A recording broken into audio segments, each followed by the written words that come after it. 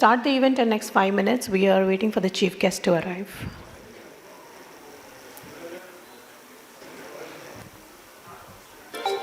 May I request all of you please take your seats.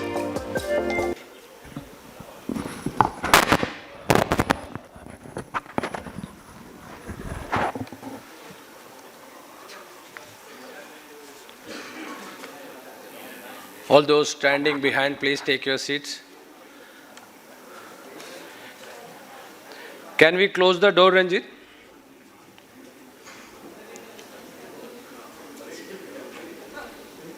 Ladies and gentlemen, a warm welcome. Bharat 5G Mission 2024, forging digital democracy through trusted technology collaboration. We have our guest of honor, Shri Robert Ravi, with us today. Mr. Pathak will be joining any time now. So before we get into the inaugural session, as we have the tradition of lighting of our lamp in India, we take the blessing of our Lord, to bless the industry, bless the event, and this is the first event in the new year in the telecom sector.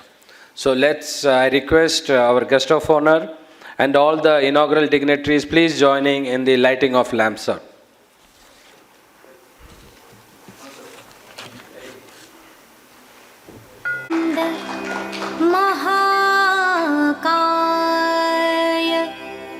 सूर्यकोटि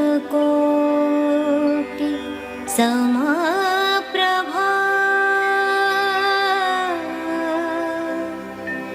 निर्विघ्नं कुरु मे देव सर्वकार्येषु सर्वदा।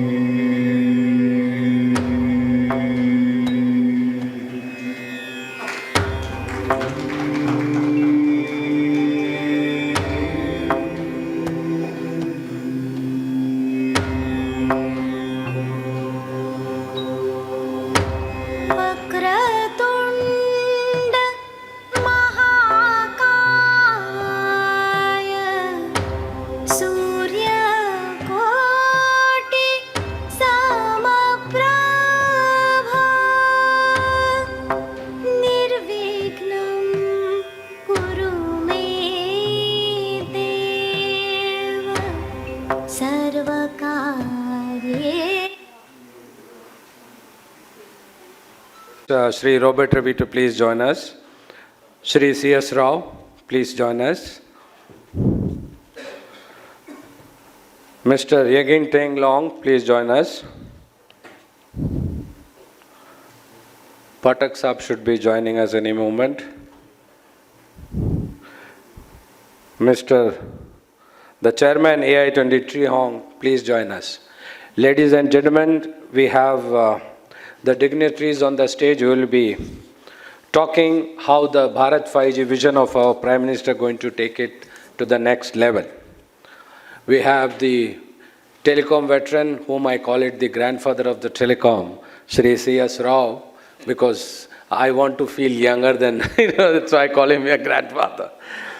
So may I request Mr. Rao to present a flower bouquet to Shri Robert Ravi.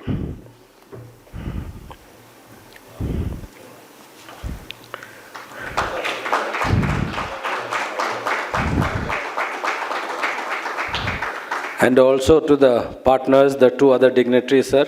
Please present the bouquet to Mr. Tree Hong.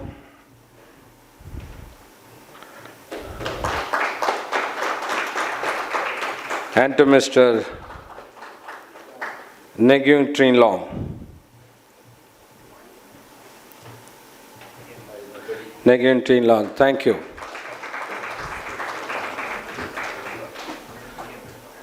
And sir, I would like to present a bouquet to you.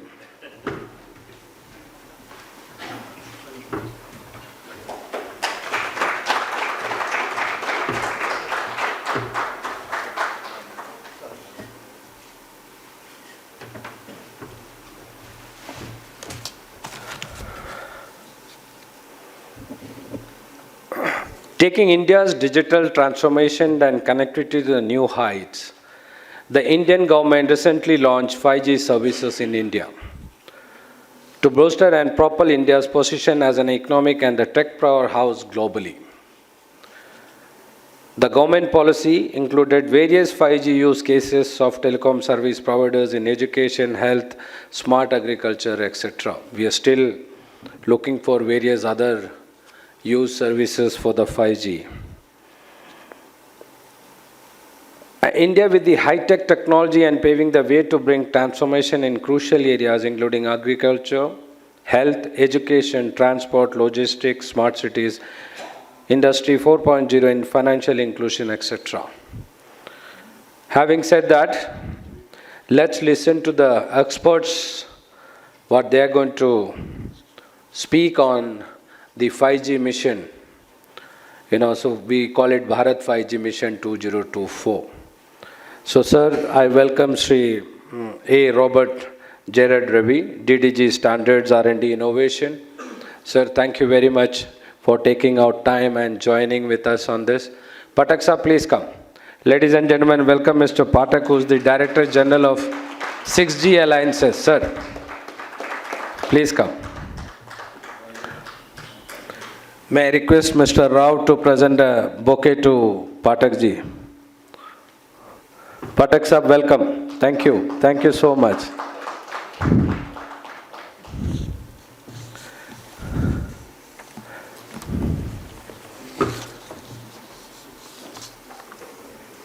Thank you. So, having said that, I invite Mr. Robert Ravi to address the gathering. Thank you.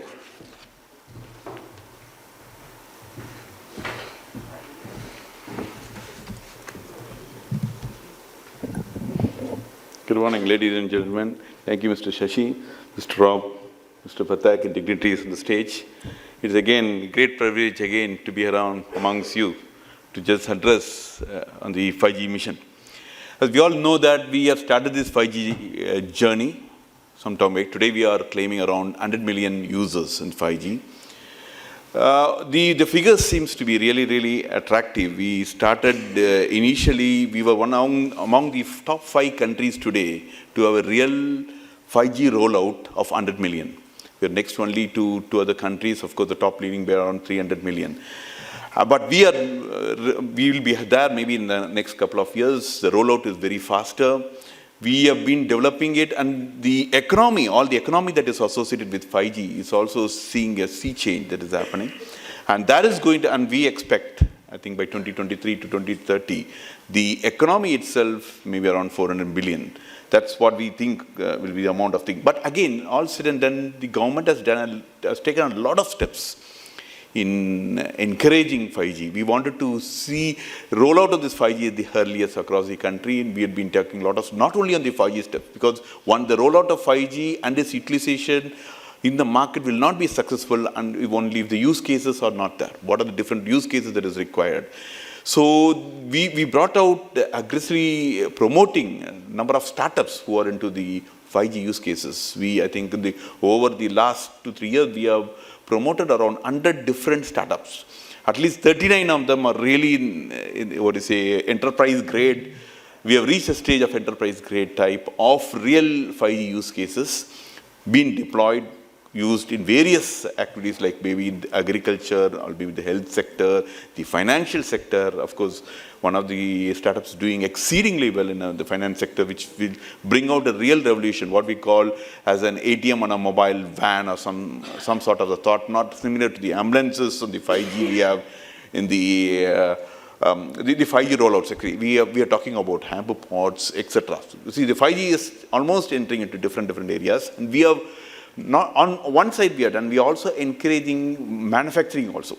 So manufacturing, to some extent, can we have our own Indianized products? So we even promoting 5G RAN equipments, 5G code. Today we are proud to say that we have Indian vendors who are able to make up this. Of course, I was just seeing some of what Rao was explaining. So there is no dearth of it, because the talent and the actual happening has happened. What the world was doing maybe for 30-40 years if you take the Ericssons and the Nokias, they've been developing this for maybe decades. The last one decade, we call it the decade of innovation. The decade of innovation really rolled out in the country. And that we can see, the signs of it available, the signs available, everything. Today, you name any particular sector, we have different product line. That product line is world class. That's where we are in. And we are also exploring another more than 200 odd different proposals also, continuously encouraging. Going specifically in the 5G, I think this forum I wanted to stress 2-3 very critical things which we need to understand. On the basic of 5G, where the 5G's utility is going to go on.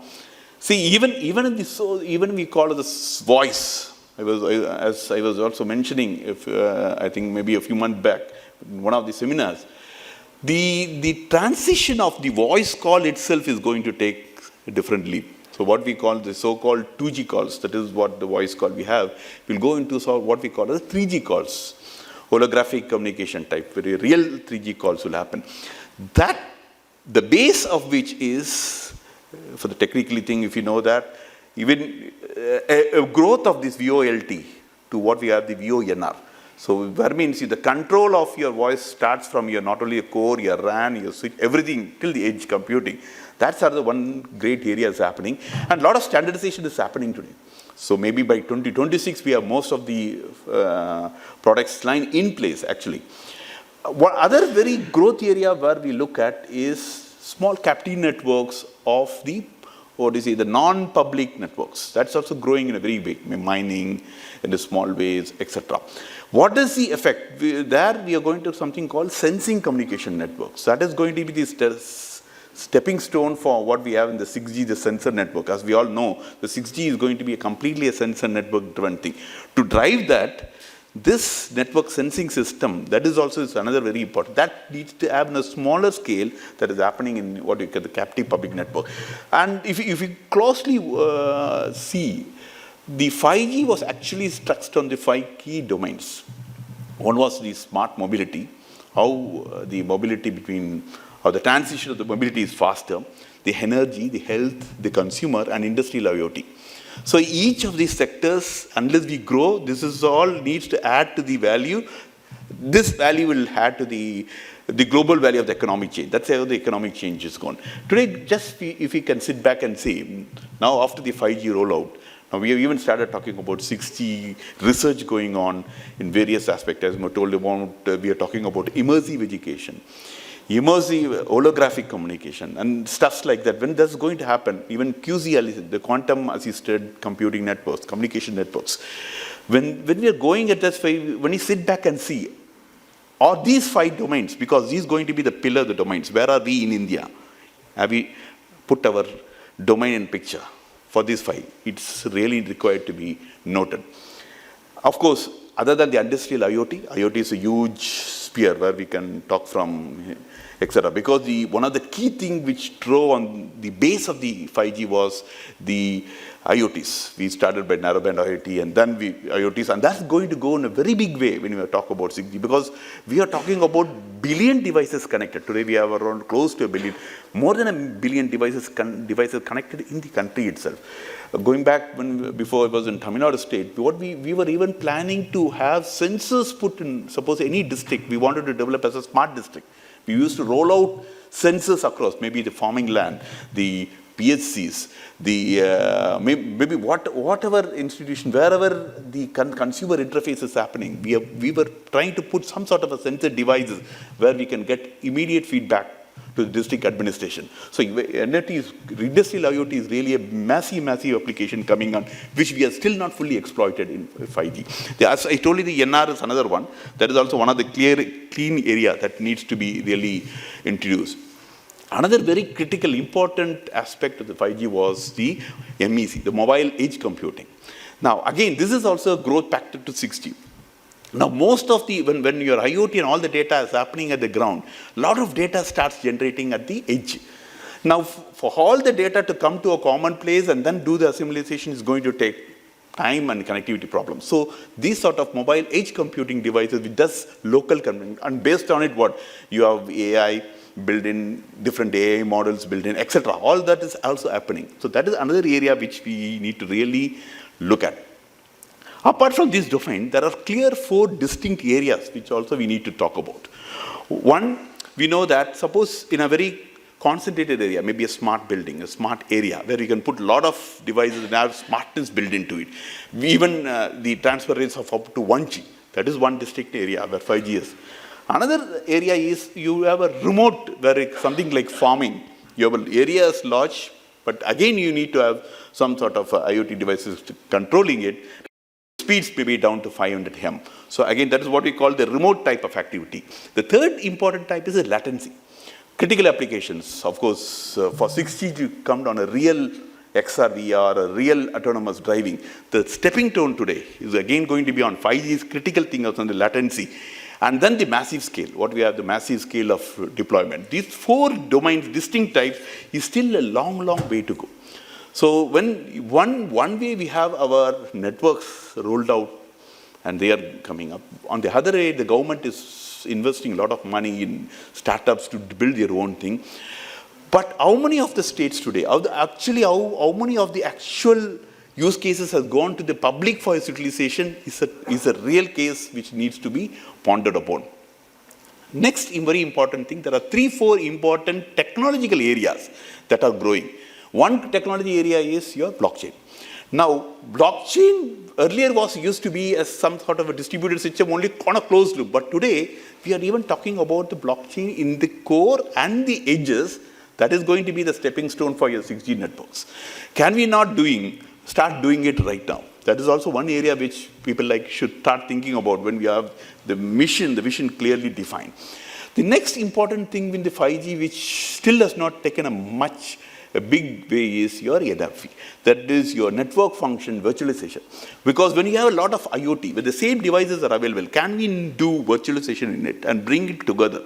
That's also another area which is really required to be developed. And all this will put down together what we can call a edge-enabled 5G framework. We draw the framework.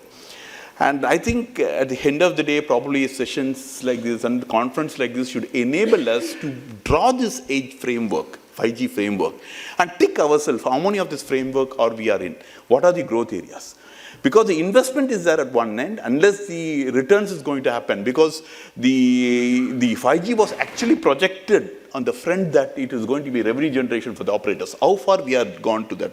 These are important steps, a thought-provoking thing which we need to really think through if 5G is going to happen. Because we are not only 5G, because as we have seen, the 5G took complete leap change on what happened in the other generations, and 6G is going to go one step ahead. So we have to keep growing as well as seeing that what has been utilized by these service providers, rolled out network, is also effectively utilized. And from the government side, you're very sure you might be seeing how we are coming out different policies. We are enabling policies. We have recently started rolling out around 100 5G use case labs across the country.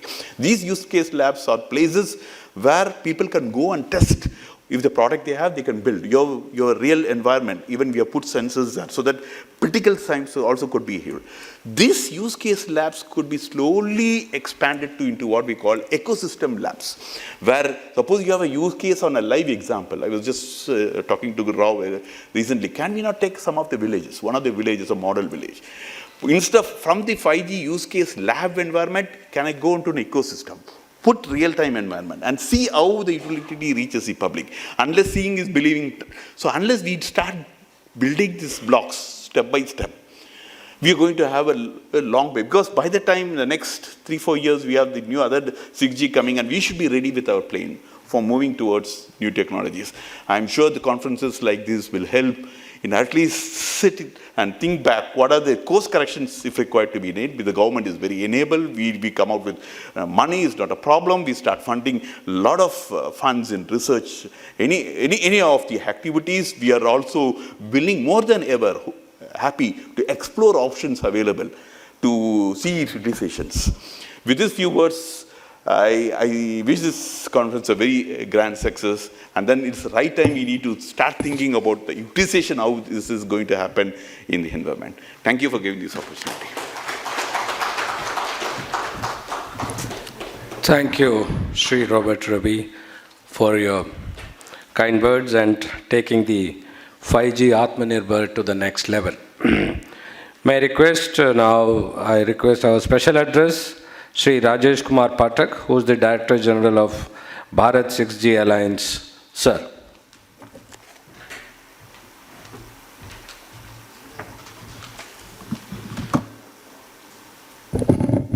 It's okay.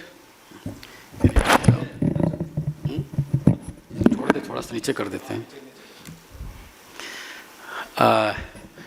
Thank you, Mr. Rao, and namaste. सभी लोगों को प्रणाम. 5G. This journey started in 2017. What is called 5G for India? So we came up with making a high-level forum for 5G by 2020.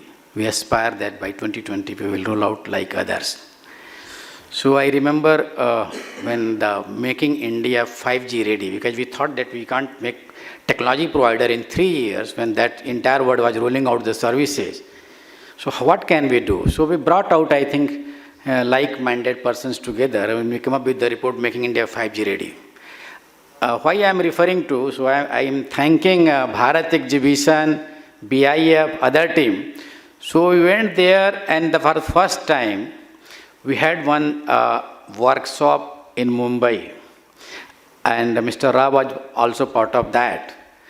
Purpose was that can we do trial, and I am sure that that was the first time Department of Telecommunication had given a 5G spectrum for trial in an exhibition environment, and that was very difficult. I mean, highest officer has to influence that we should give the spectrum for such purposes.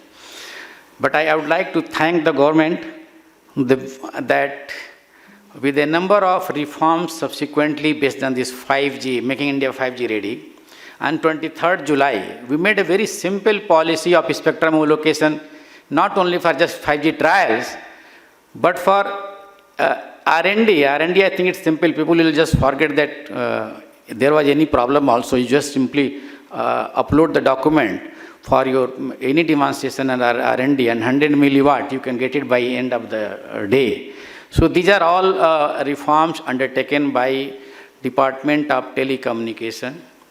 One of the output was the highest perhaps ever spectrum made available by Department of Telecommunication for 5G auction, and that was also one of the outcome of Making India 5G Ready.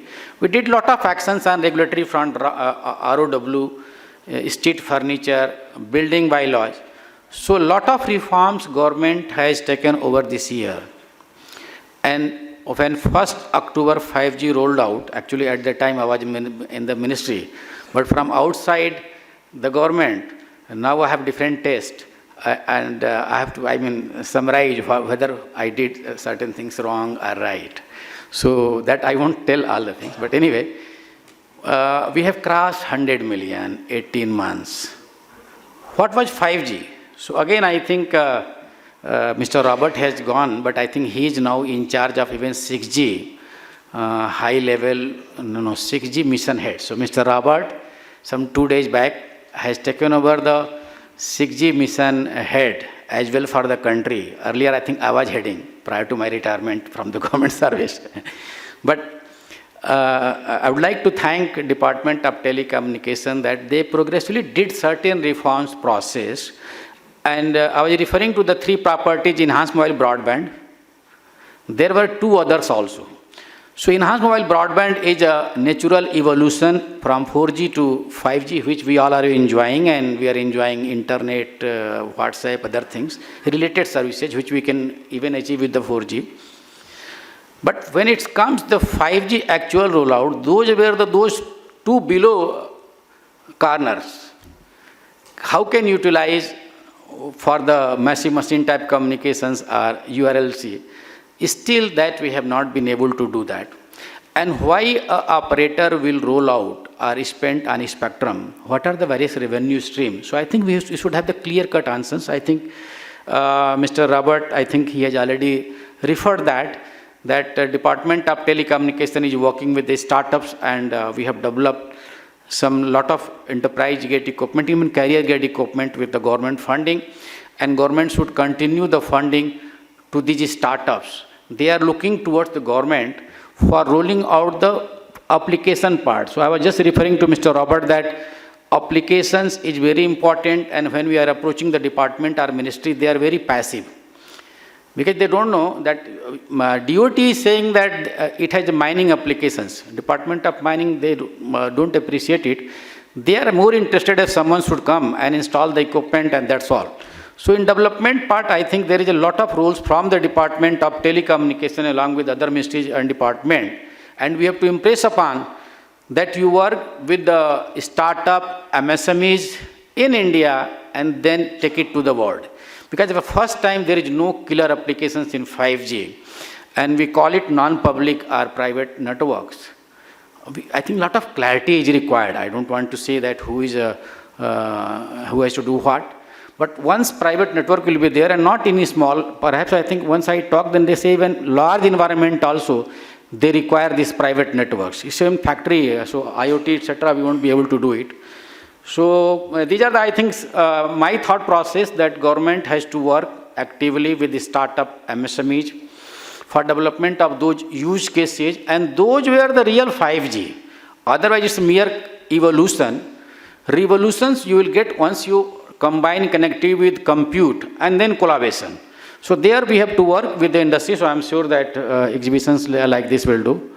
And as far as I am since told that Bharat 6G Alliance, that is a new initiative to support government in fulfilling the vision of 6G vision document released by Honorable Prime Minister. And I'm sure that industry will join again here. Without industry, academia, startups, TSPs, they have the more important, why they will invest. So what is the revenue stream?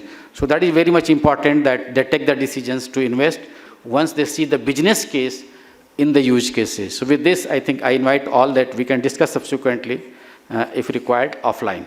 Thank you. Thank you, organizers. Thank you, sir. Thank you. Ladies and gentlemen, just put a hand together and congratulating Mr. Robert Ravi taking the 6G mission head. So congratulations, Mr. Robert, taking over the 6G mission he was mentioning just now. So congratulations to you. Now we move to the next session, which is Quadrant Vital 5G mission Atmanirbhar Bharat India Manufacturing. Ladies and gentlemen, this is going to be the grandfather of the telecom industry who will be speaking to you on how the Atmanirbhar is going to be on the Indian manufacturing. So I invite Dr. C.S. Rao, Chairman and Co-founder, Quadrant Wireless Solution. Sir.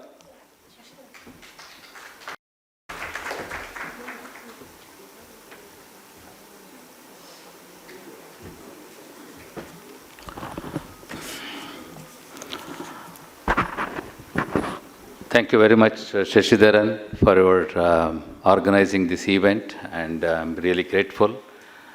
Mr. Robert Ravi, Mr. Pathak, who started the 5G way back in 2017, and the person who had just taken over the 6G mission after accomplishing 5G with 100 million. I think Mr. Robert Ravi is the right person to be associated with this event.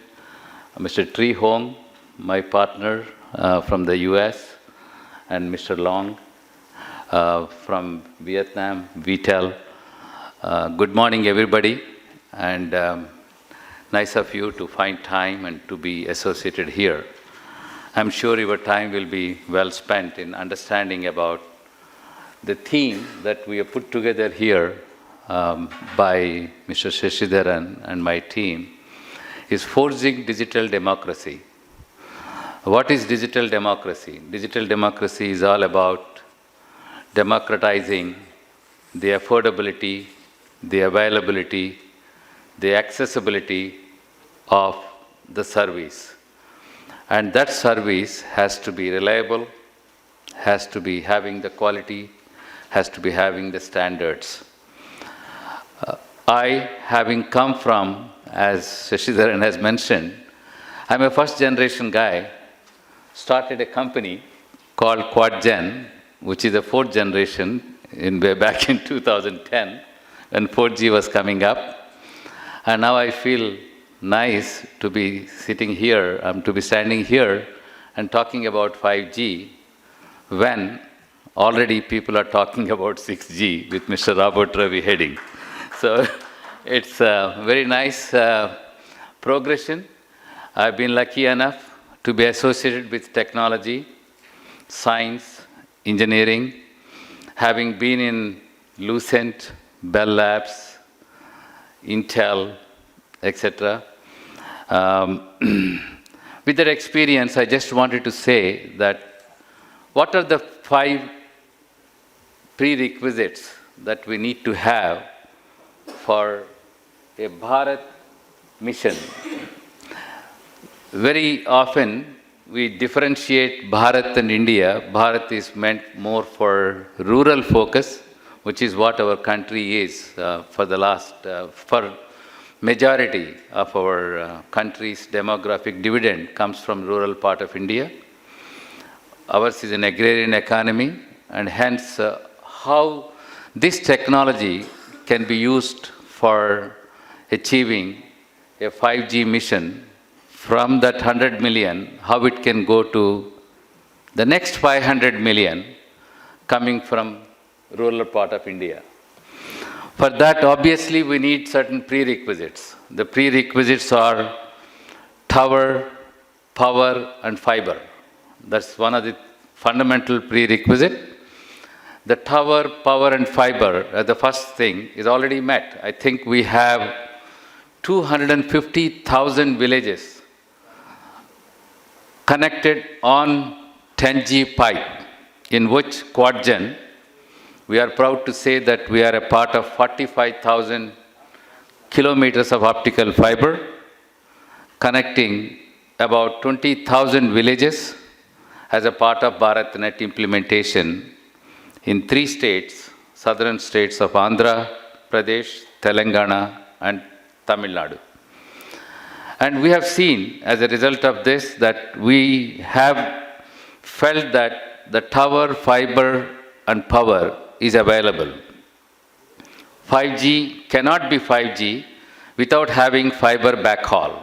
And fiber is available, courtesy the vision of BharatNet, courtesy the Prime Minister's vision of connecting rural India and making it truly a digital India.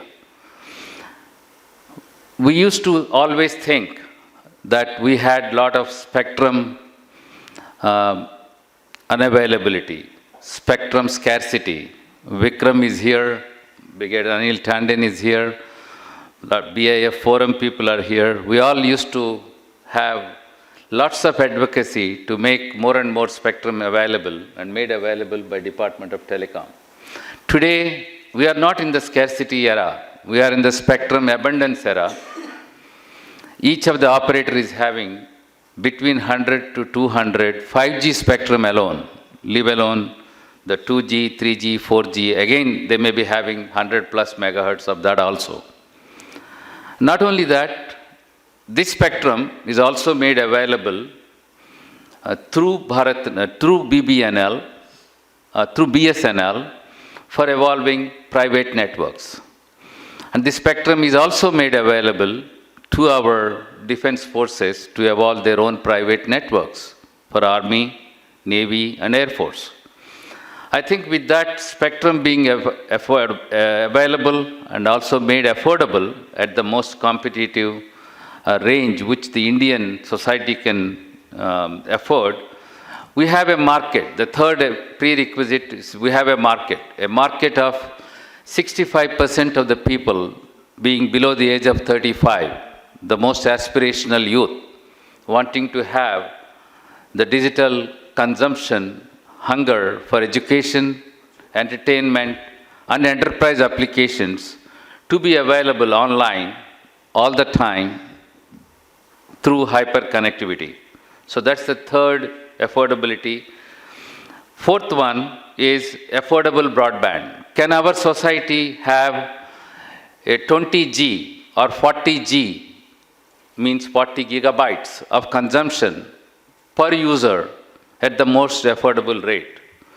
I think we have reached a state where our society is capable of spending enough money out of the available spending power and purchasing power where people are spending for cable broadband, mobile broadband, is substantial money. I think to have an ARPU levels going from maybe $2 per ARPU to a $10 per ARPU is not a uncommon thing. At least in suburban and urban India, and in rural India too, I think it will go to $5 to $6. So that is affordable broadband our society has. With all this, India is a software nation, and we have proved our competency in the software.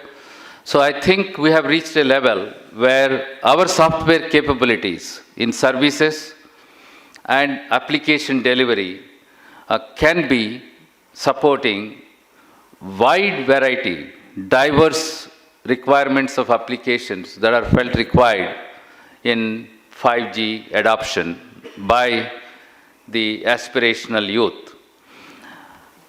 And we also have, driven by the fiber and computing architectures, we have reached a level where the cloud adoption has become a reality. With the cloud adoption becoming a reality, the fiber being there, all the prerequisites are in place. Now what's required? What's required is the 5G systems. So 5G is all about 5 S's. First S is whether we have silicon available readily. Without silicon, we can't have the products. I think the silicon majors from United States like Qualcomm, Intel, NXP, etc., are strong believers in the Digital India partnership, the 5G mission, the 6G mission, and their commitment to ensure that we scale up in building the 5G infrastructure is a big boast. So now that the silicon is available and partnership is available, even though silicon is not made here in India yet, but we have the committed partnership as a part of our visibility of the market that we provide and the influence that we have as a part of the recent G20. I think we have got that strong committed partnership from them. We have the software capability, and that's what we believe in. And as Quadgen, as India, we are known for software capability in terms of services. But do we have the capability in evolving software stack for products? I think yes, yes, and yes. That's the status where we are. And I'm proud to say that this nation has met that requirement of the second yes, which is the software, after silicon. The third is systems. Third yes is systems. Do we have the systems which are capable of being deployed in India, which are time-tested, proven, and having a history of having deployed elsewhere in the market? That is why we have partnered with our trusted partner VTEL and AI20X. So I think we have the capability of having the hardware, OEM support from VTEL, and we have partnered and we have invested along with them, and we are committed to making the systems available in India, having seen the opportunity that Huawei and ZTE, for good or bad, are banned in India today, and hence we saw this as a great opportunity where I felt, even though, as Shashi said, I'm a grandfather, I thought at this age I'm committed, and we made significant investments to invest in a manufacturing setup with trusted partners like Keynes Technology in Mysore, and also another company called Srilin Electronics in Hyderabad, because now today we have electronic manufacturing systems are available. We have excellent capacity. No company can afford to have their own manufacturing. We don't need to duplicate the investments. India cannot afford. So we have already taken the step of Keynes, where I visited them in Mysore.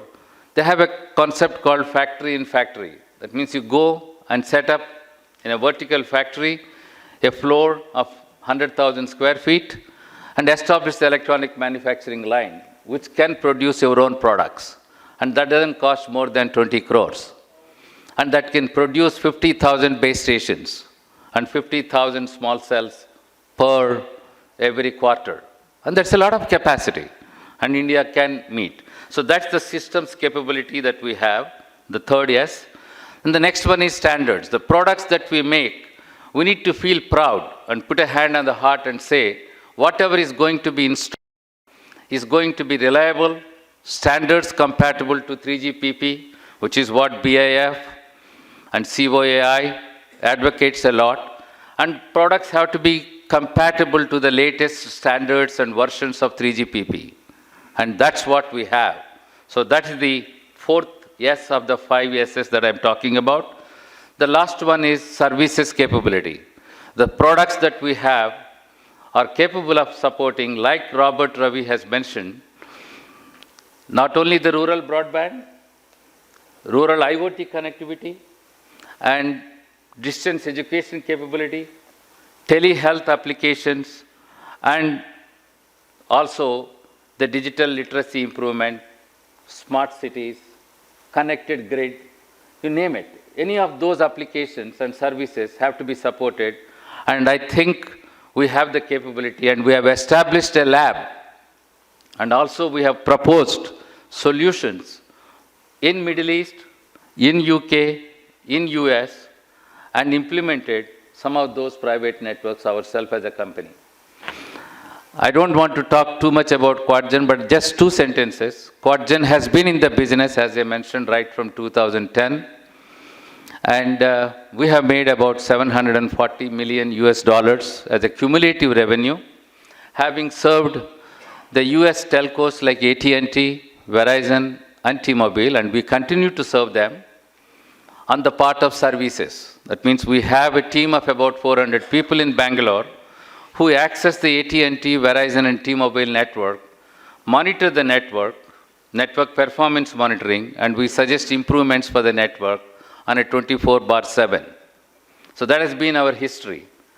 So having established our track record in the services, we thought we will get into integration, and that's where we participated in BharatNet. We implemented large projects of about 2,000 plus crores in building the fiber network infrastructure and Wi-Fi public network infrastructure for BSNL in 25,000 villages. And that's the system integration capability that we have demonstrated. With those proven competencies, we thought we will partner with trusted, reputed, track record partners like VTEL and come into the products launch. And that's the products that we have demonstrated there. And as Mr. Pathak said, we tried to get those products to be shown in the live connected mode here and establish a small lab here. Obviously, it's difficult. He had difficulty being in Department of Telecom to do that in Mumbai long ago. I remember I was a part of the high-level forum. Yes, that exercise was wonderful that he started way back in 2017 and 18. And so we have, that's the reason that we are migrating from services, integration, now to products. Why? Because we see an opportunity window. Why again is Atmanirbharata. We need to feel proud that we need to be a product nation. We cannot be a services nation. We need to feel proud that we need to be a manufacturing nation. That's what creates jobs, that's what creates satisfaction for our youth, and hence I have taken it upon myself to position ourselves with trusted partners and government initiatives to say that we are here for 5G for rural broadband, 5G for digital private networks, 5G for smart city, and thus enable a digital acceleration of adoption for 5G even in rural India. The availability, the affordability, the accessibility, and application-driven Bharat 5G mission is now ready, and we feel that we will contribute humbly to this exercise going forward. Thank you very much for your attention.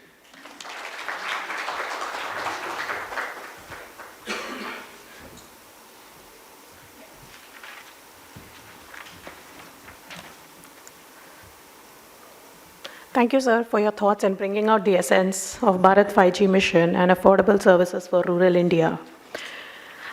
Good morning, ladies and gentlemen. I, Manminder Kaur, Director, Supply Chain, Quadgen Wireless Solutions, and also your MC for today, welcome you all to the Bharat 5G Mission 2024. I heartily extend my welcome to our special guest, Mr. R.K. Pathak, Director General 6G Alliance, DOT, and our guest of honor, Mr. Robert J. Ravi, Deputy Director General Standards, R&D Innovation, DOT.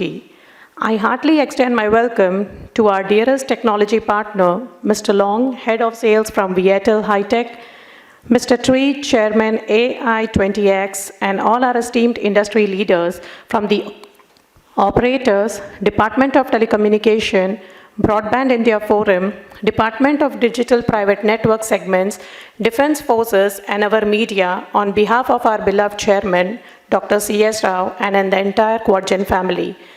We are extremely glad to inform you about the 5G strategic technology collaboration among Quadgen, Viettel, AI20X. Has once again strides towards action until it finally paves ways for the new direction. We live in a world where the ideas of the beyond become reality in no time, tying ideas together. The world of telecommunications today has laid an abundance of opportunities for players in all the leagues with the introduction of technologies like 5G and beyond, IoT, artificial intelligence, software-defined anything, cloudification, and so on, transforming the very aspect of our human lives with the digital coexistence. I take a step back in time where Quadgen, under the leadership of our chairman, rightly streamlined its interest to embark on its new journey, raising with its 15 plus years of legacy to the go-to market with the state-of-the-art of solutions for its customers. As we believe that when the right hands shake, the right minds wake, the decision to engage with an industry leaders like Viettel High-Tech is the only beginning and a wonderful future for Quadgen and a beautiful journey for both of us. Now, let me tell you the main objective of Bharat 5G Mission 2024. India is poised for the revolutionary growth in the adoption of 5G-based mobile broadband services at an affordable level to our rural and suburban societies. The 5G network solutions to be offered for deployment in this segment must be reliable and at the same time support low density of subscribers without compromising on the QoE and SLA norms.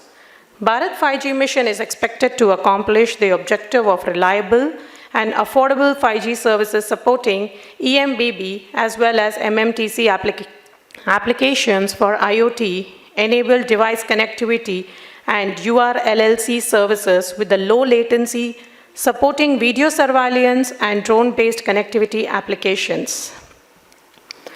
Quadgen Wireless Solutions, along with Viettel High-Tech and AI20X, is sponsoring the event titled Forging Digital Democracy, Trusted Technology Collaboration with their 3GPP standards compatible end-to-end 5G network solutions to be deployed by the Indian telcos. Bharat 5G mission event will be focused on the articulation of the techno-commercial value of the available industry standard solution. Quadgen Wireless Solutions Private Limited has a legacy of 15 years of proven domain credentials as network system integrator for Wi-Fi, smart city, and fiber grid projects, and network engineering services provider for over 200K plus 4G nodes, 50K plus 5G nodes, carrying its pride with a proven clientele in BSNL, BBNL, AT&T, Verizon, T-Mobile, and Dish Wireless, USA with the multiple offices across India, USA, and Middle East. I would like to now play a small QuadGen corporate video.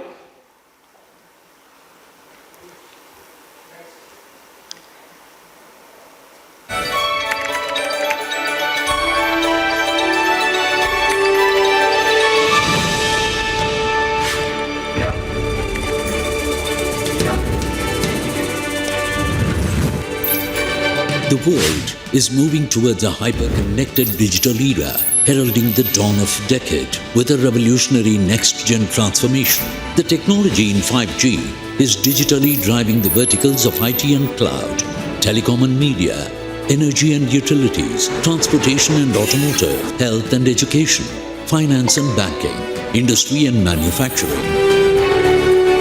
Established in 2007, QuadGen has over 600 plus professionals of 5G technology exposure trained with skill development for the current 5G era and is located across India, USA, Middle East with multiple offices and expanding its footprints in other continents. QuadGen Wireless is focused in offering solutions for digital Y-Gig broadband era around 5G, 4G, Wi-Fi 6, 60 GHz and satellite wireless technologies with industry standard certifications TL9000 and ISO 27001, ISO 14001 and ISO 45001. QuadGen Talent is a think tank of next-gen networks. QuadGen board-level leadership consists of industry and academic luminaries in Professor Paul Raj, Sriram Vishwanathan, Sudhir Rao, Arun Kumar with company co-founders in C.S. Rao and Malik Bhagbala. QuadGen has a legacy of 15 years of proven domain credentials and carries its pride with a decade-past recognition and rewards from its global customers.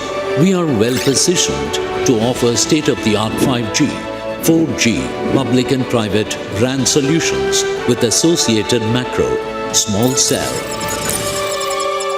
IBS, DAS, including SDN, NFV, Core, IP, OTN, and Cloud Data Center Network. QuadGen's track record of time-tested engineering services delivery includes over 200,000 4G nodes, 60,000 5G nodes, 35,000 Wi-Fi hotspots, smart city solutions, and over 60,000 kilometers of fiber grid networks involving about 13,000 villages connected on rural optical broadband.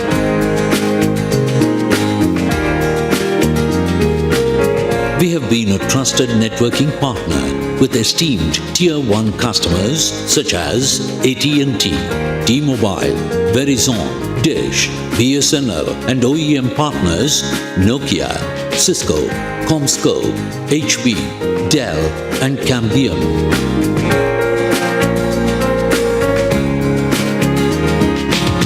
QuadGen has 3 prime lines of businesses in network engineering services, next-gen products and system integration projects with a cumulative revenue of over $630 million from US segment, $294 million from the Indian contracts, $186 million worth Indian projects in execution, and over $90 million worth of potential overseas business opportunity.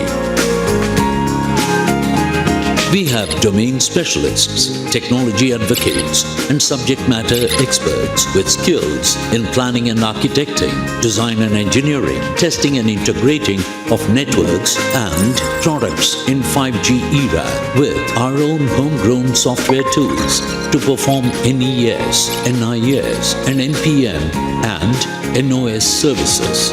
QuadGen provides network solutions in multi-domain, multi-technology on multi-OEM platforms, thus enabling customers with best-in-class quality, cost-efficient and faster go-to-market strategies for improved network capacity, coverage and optimized network performance.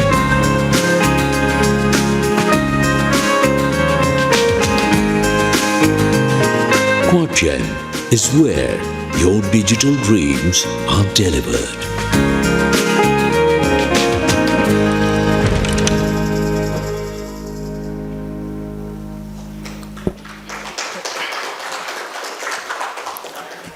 Thank you. Moving on to the VHTL High-Tech Industries Corporation. VHT is the key research, design, development, and production unit of VHTL Group, which is a $12 billion USD company.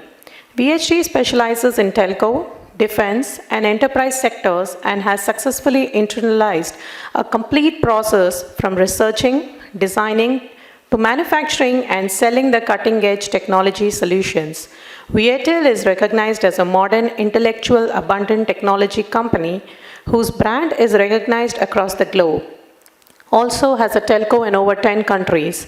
I would now like to play a VHTL corporate video, please.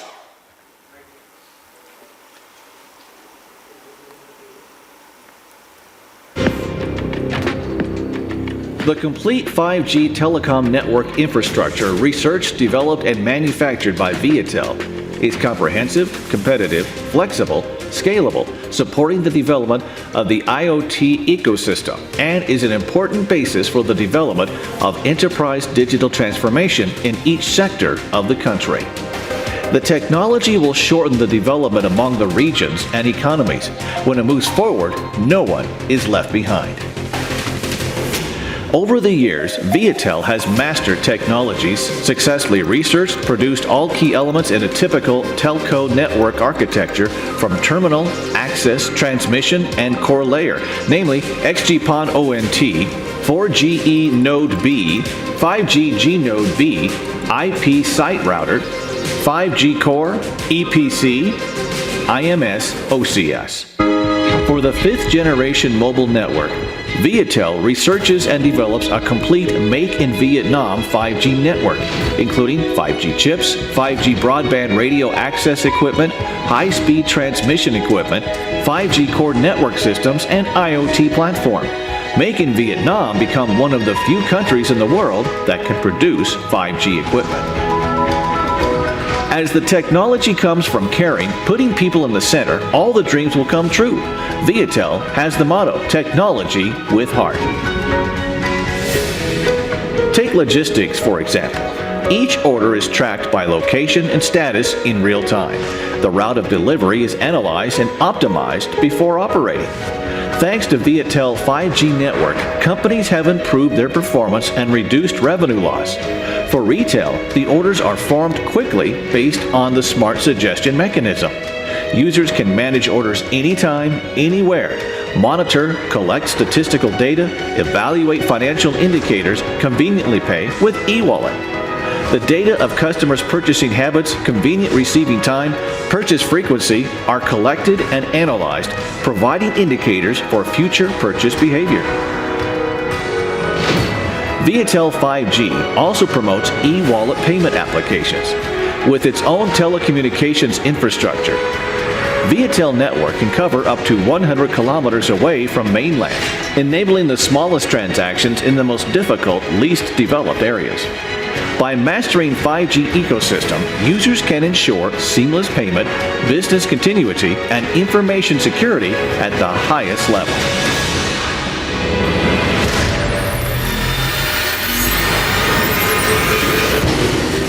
VHTL 5G ecosystem also changed the way people entertain. Role-playing games, 3D projections, virtual entertainment via metaverse now have the chance to thrive.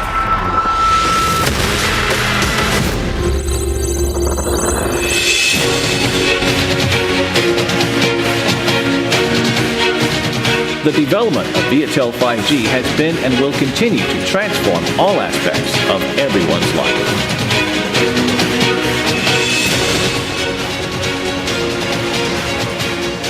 In a competitive business environment, it is crucial to make use of all resources, including network speed, system security, and technology solutions and applications. Introducing Viatel Private Network Solution. Private network that helps widen the coverage, increase network capacity indoors or in high-density locations. Customize the network capacity for various areas. In addition, Viatel Private Network Solution is easily integrated to your business internal system specific requirements, such as security level, equipment's adaptability, and latency, demands that public networks cannot meet. The development of 5G, 6G is inevitable. However, being perceived as highly expensive and yet features are inefficiently exploited, businesses are still hesitant to invest in 5G. Introducing Viatel 5G Network Infrastructure Solution with openness in product R&D, willing to collaborate in product R&D and market development. Openness in network operation, excellent interoperability with other vendors' network elements. With Viatel comprehensive 5G network infrastructure, investment in 5G network is easier thanks to scalability, competitive total cost of ownership, flexibility, short time to market, high openness. Having researched, developed, and deployed comprehensive telecom infrastructure, we commit with a deep understanding of customers' needs to provide the most suitable 5G ecosystem at the most reasonable price for every demand, even the smallest.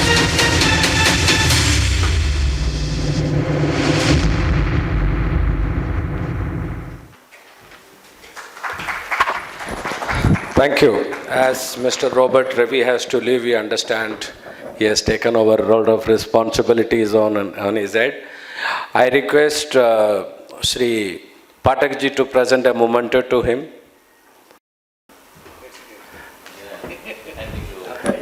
Handing over here also, 6G mission also we are handing over. So,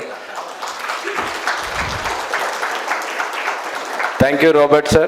Thank you very much for joining today, taking our time with us. Thank you so much and look forward to meet you soon, sir. Thank you. Very good. You're going to? I'll do that. Where is my page? Ah.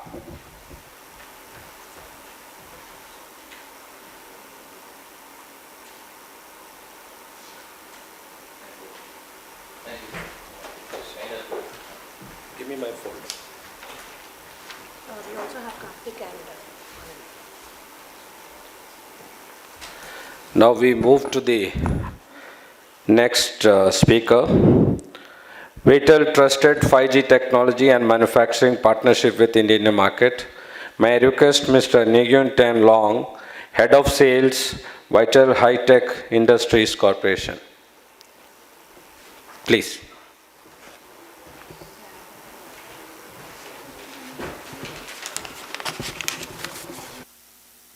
I would like to say thank you very much for your time here, and thank you so much, Mr. Sietrao, for arrangement for this, and thanks Mr. Chi for this connection, and thank you all distinguished guests for your presence today.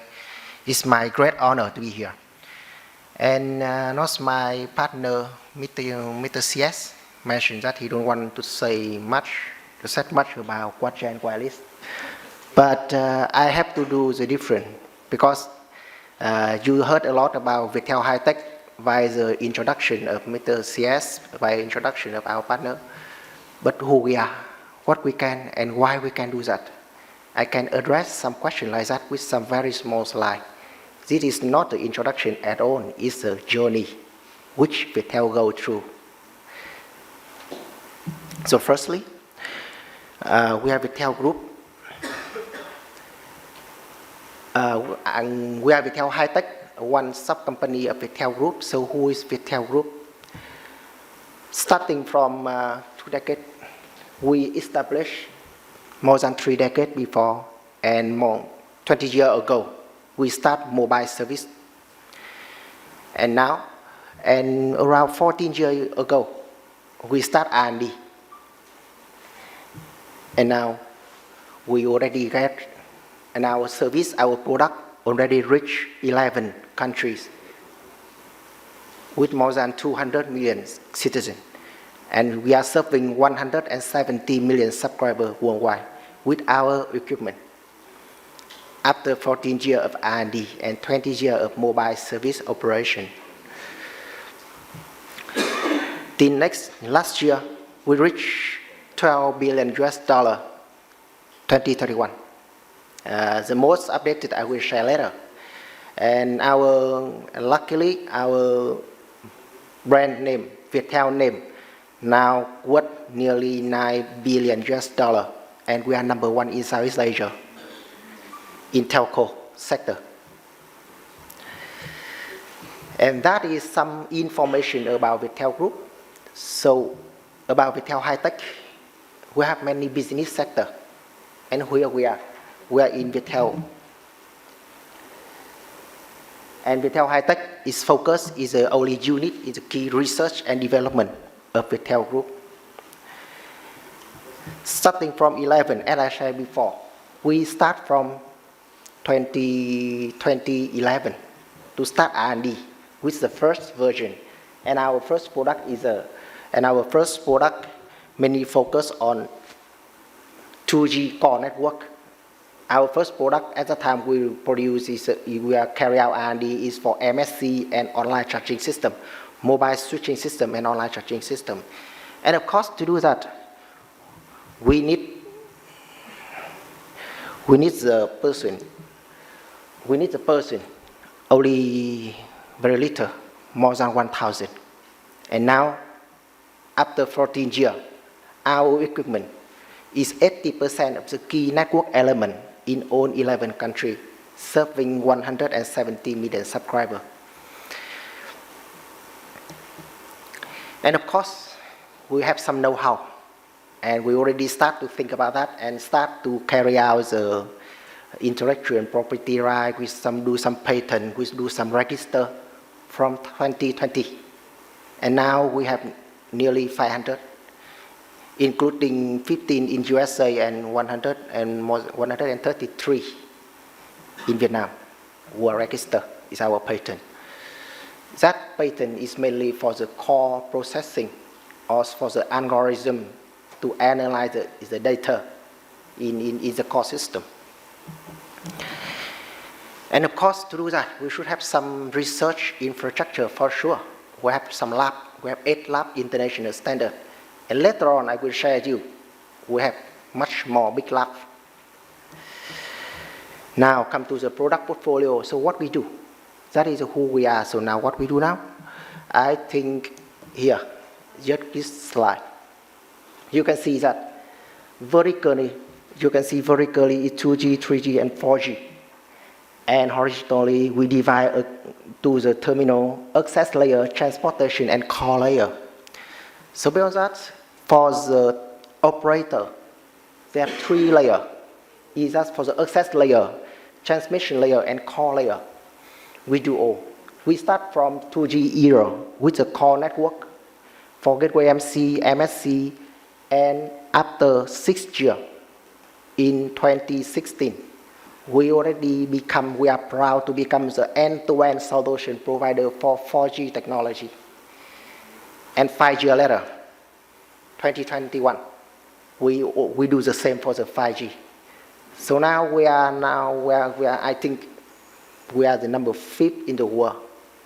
Can carry out the R&D, produce and commercialize the 4G and 5G system completely end-to-end solution. And I think, to sum up, we have all here, except the blue color one. That is for the transportation and access layer at the 2G and 3G era. Except that we have all. So I think that is the product we have. So you may question why we can do that. And another question I also want to address is that you are operator, correct? We are operator, but we also the telco vendor. We are the only case in the world for this. So why we can do that? Because we are operator. And because of financial shortage, thanks to financial shortage, we start very early. We are very young. We don't have much money. But we have the mission to implement the network. So we have to carry out, number one, we have to carry out the purchasing. Viettel at that time have to carry out the strategy of multi-vendor strategy and minimize service for the purchasing. It means that in every key network element, Viettel have to purchase at least 2 vendors to have the competition. And we purchase nearly 0 for the service. It means Viettel engineers have to master, have to study the system of every vendor. And they have to do the installation, commission, integration, and O&M for the system of all the vendor, all the big vendor in this world. So that is the number one. Why we can do that? Because we have the know-how of the poor operator initially. That's the first reason. And the second reason how to do that is that the operator mindset. Because we operate it, we feel hurt, we feel happy with the system. We are painful for the interconnection between the system of each vendor. Because we don't have, and with the very little support from the vendor. So how we do? We know that there are many things operator no need. Normally you purchase 10 features, but I'm sure with you, nobody can use more than 50% feature of that. So why have to pay so much? That is the second. We design from the operator concept. We match the exact need of the customer. That is the second reason why we can do that. So I think now, and the third one, as I promised before, I will share you what is the lab. Except the 5 international standard lab, whatever, we have the biggest and most complicated lab in the world. 11 countries, 117 million subscribers. Which guy can have such a lab? Of course, we have to fulfill all the requirements, have to make the customer satisfaction, whatever. But we have more preferable conditions to test our system. So that's why we can move very fast. It's our lucky point. And now, I want to have one more information to share you that is the 3 key reasons why we can do that. And one more information I would like to share. In all the 11 countries, as I shared before, if you search in the internet, you do some study for the network quality, Viettel always the number 1. In terms of customer satisfaction, in terms of network quality, it means we did it. We already get the performance, we already reached the features, the performance, the reliability to meet the customer requirement. That is proven by the fact. So, at the video and in the end of my sharing, at the video, I would like to say that I would like to repeat the word from Mr. Siet, that is affordable 5G without compromising the quality of the network, the performance, and especially we care about customer satisfaction. I mean the end user customer satisfaction. So we're proud to be here to contribute something to Indian market. We have little, just the connectivity. As Mr. Ravi shared, Mr. Pathak shared in the beginning, application is very important for 5G. So we have only connectivity technology. So I'm happy to have the opportunity to stay in this partnership, in this technical partnership, to collaborate, to develop product and service, to contribute to the 5G of India. Thank you.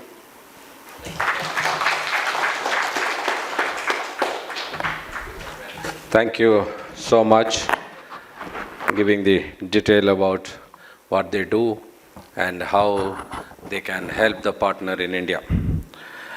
Ladies and gentlemen, let's move to the next speaker. Strategic Business Partnership for Establishment of 5G Ecosystem in Global Market. Mr. Tri Huang, Chairman AI20X Inc. from US. Please.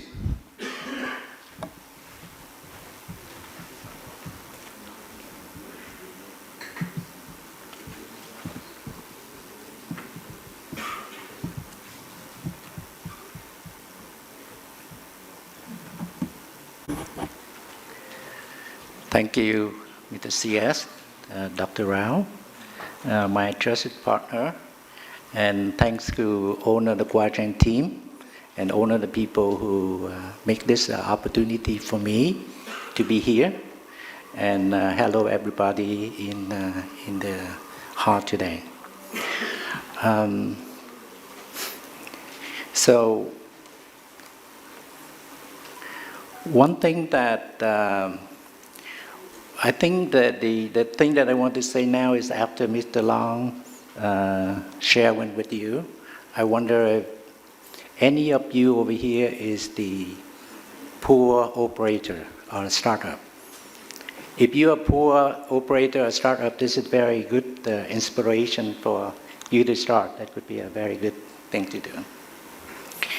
So before we get into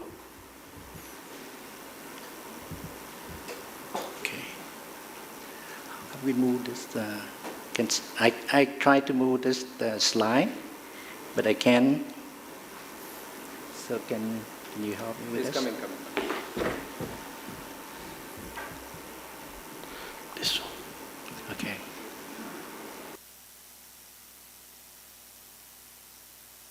First sharing with you who we are on AI20X. AI20X is formed on 2019 with a team of people who work together and experience the role of all of the country like Taiwan and Korean and even China. That's why we help those countries working with the US and try to bring the technology between the country. So we formed that, follow those models at very success that we saw through the event. So that's why AI20X is formed. And one of the missions is try to bring in the technology in the US into Vietnam, basically because I'm started out as a Vietnamese, so we want to get into with the Vietnam. So our model for Vietnam is very much to focus into the ecosystem is very much help to do the manufacturing at the country and focus on to help the country to do the application and provide the service in the country. I think this model probably fit very well into India right now, that where the country want to bring the manufacturing and the application and service. So as far as the technology that we've done for Vietnam, we focus more in digital transformation and telecommunication and AI and semiconductor. And for the, we also help to bring the company from US into Vietnam, that we will bring in the FDI investor. From 2019 until now, we be able to bring in around 200 FDI, and it's more than $2 billion US dollar into Vietnam. One of the big missions right after that is we want to bring the Vietnamese product to the world. That's why we are here today, and we are the one who shore up connection between Viettel, who have owned the technology and the product in the 5G, together with Quadrant in India. So one of the things that we want is really to help for the 5G technology from Vietnam and work together with the experience and service from Quadrant in India.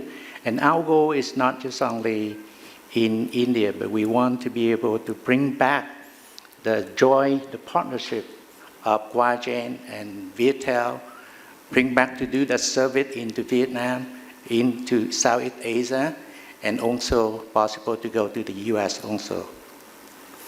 So for expanding solution into that for the Quagen, Viettel, and AI28 partnership, we focus more for the solution in rural and also in private solution.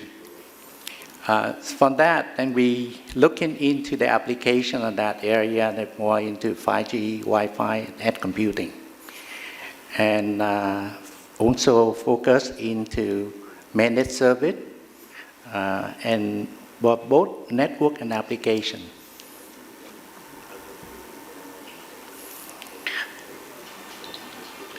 For the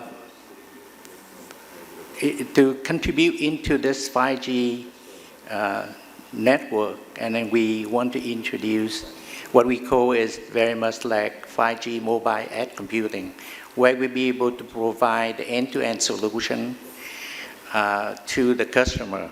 On that, the focus very much be able to enable the application, exactly like the committee over here been talking about, very important to have the application. So we want to introduce more innovative application into that.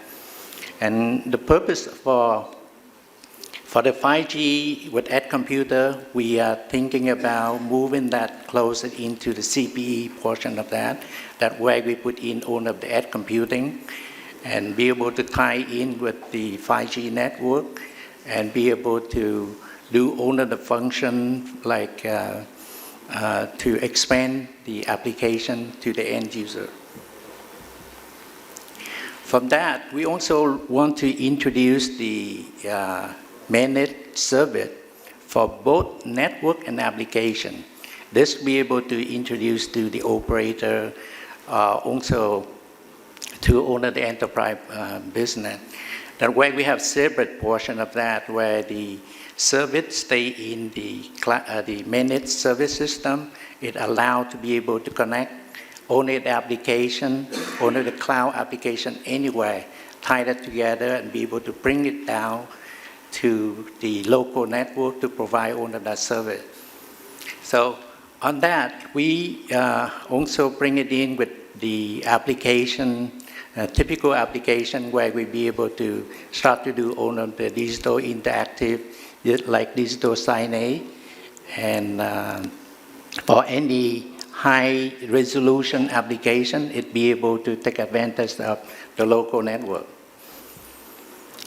The initial market that right now we are doing in Vietnam that we want to share with all of you, and we believe that be able to apply into India.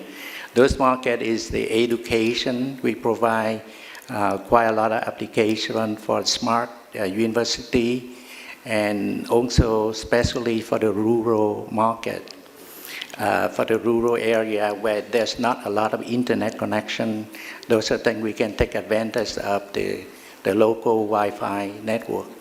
And this also applies to tourists, retail, and food and beverage, and for transportation, and also for the event. That way we can use that application. These are the applications that are already done in Vietnam that we will partner with Quagen, try to introduce it into US. One last thing that I want to share over here, this is based on the thing that I've been work together with Quagen. That is the application for the rural area. That way with this model that we can apply the low-cost PC, tablet, that way the student can access to the local and use all of the function for study in the education, where we have all of the study material anywhere in the world. And also be able to have the teacher can be anywhere in the world, where it connect together and it passed out to the local area. And on this model where the student can study, and after they done with that, they always synchronize into the cloud and allow the teacher can be anywhere to rate that class and put it back. So this is And the last thing that I like to share with you. So, well, we all believe that will be a good partner, and we'll be honored to partner with Huawei and Viettel, and we want to also take this opportunity to share with you the function of I-28, and we believe that we are open to work with Huawei, try to be able to bring any contribution that we have and experience that we have from Vietnam and apply into India. Thank you.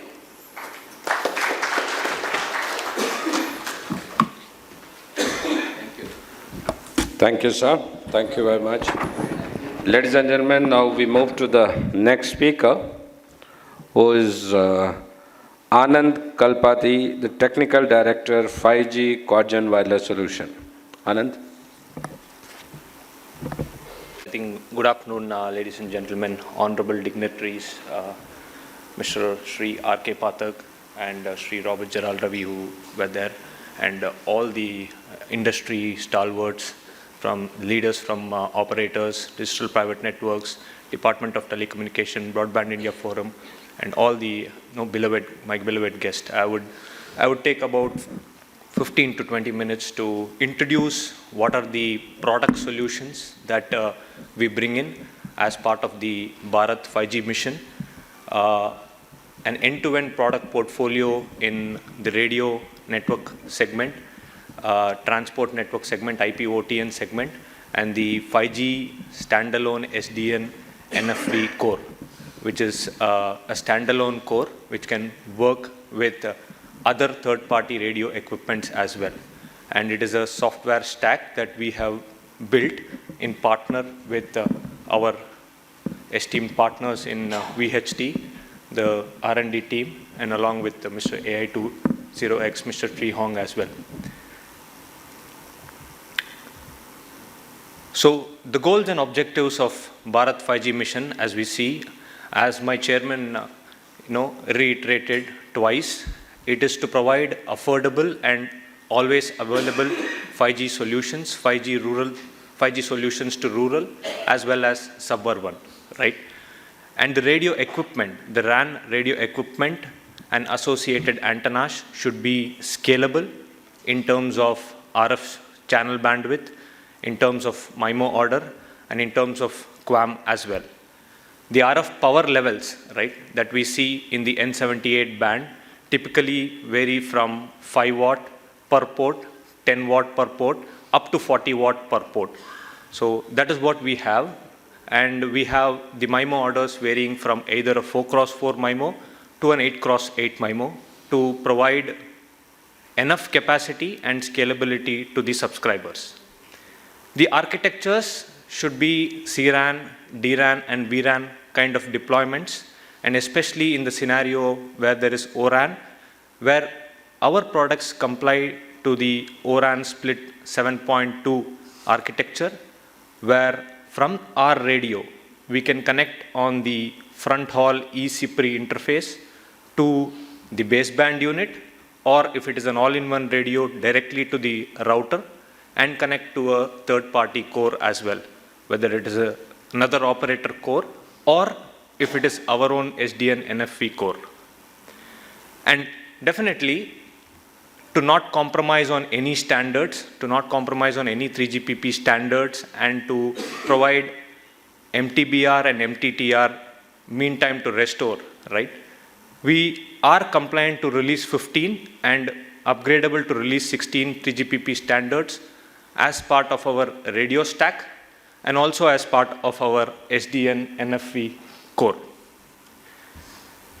So 5G core, as I said, is a software stack which is release 15 and upward release 16 compatible, which can be deployed on industry standard COTS servers with the scalability, the number of PDN session, the number of users required, and also will support ONR as a feature and functionality, and also can seamlessly integrate with the existing telco OSS, BSS systems.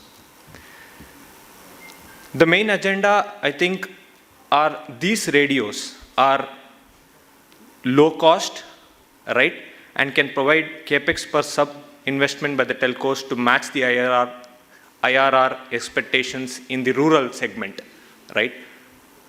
I will talk about the capex and the opex in the rural segment as well, where we believe that we will rightly position these radios in a 1 cross 1 square kilometer area or a 1 cross 2 square kilometer village scenario.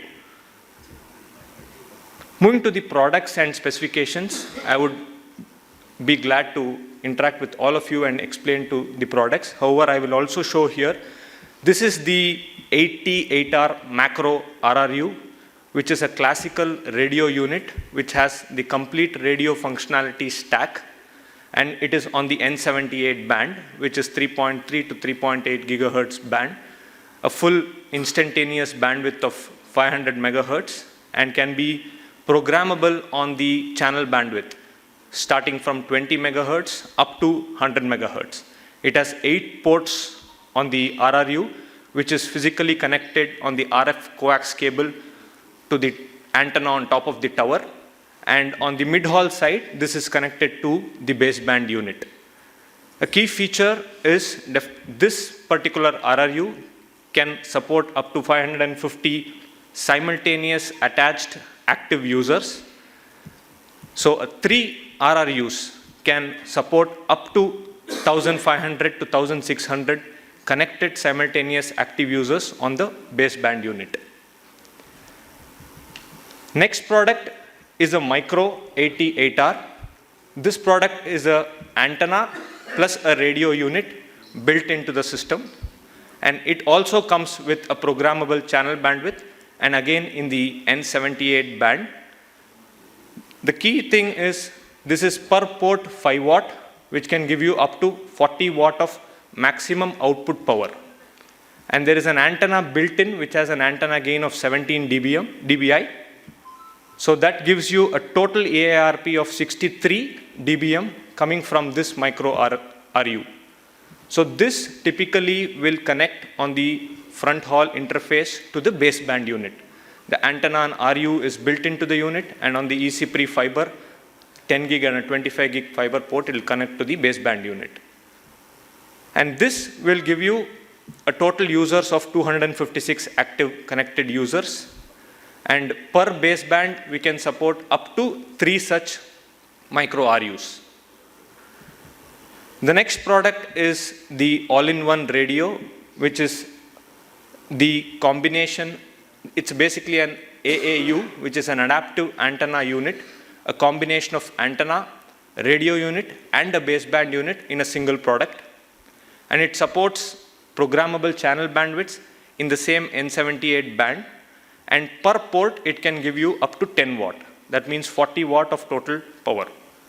And this also has an internal antenna gain of 14 dBi, which gives you a total AARP of 60 dBm.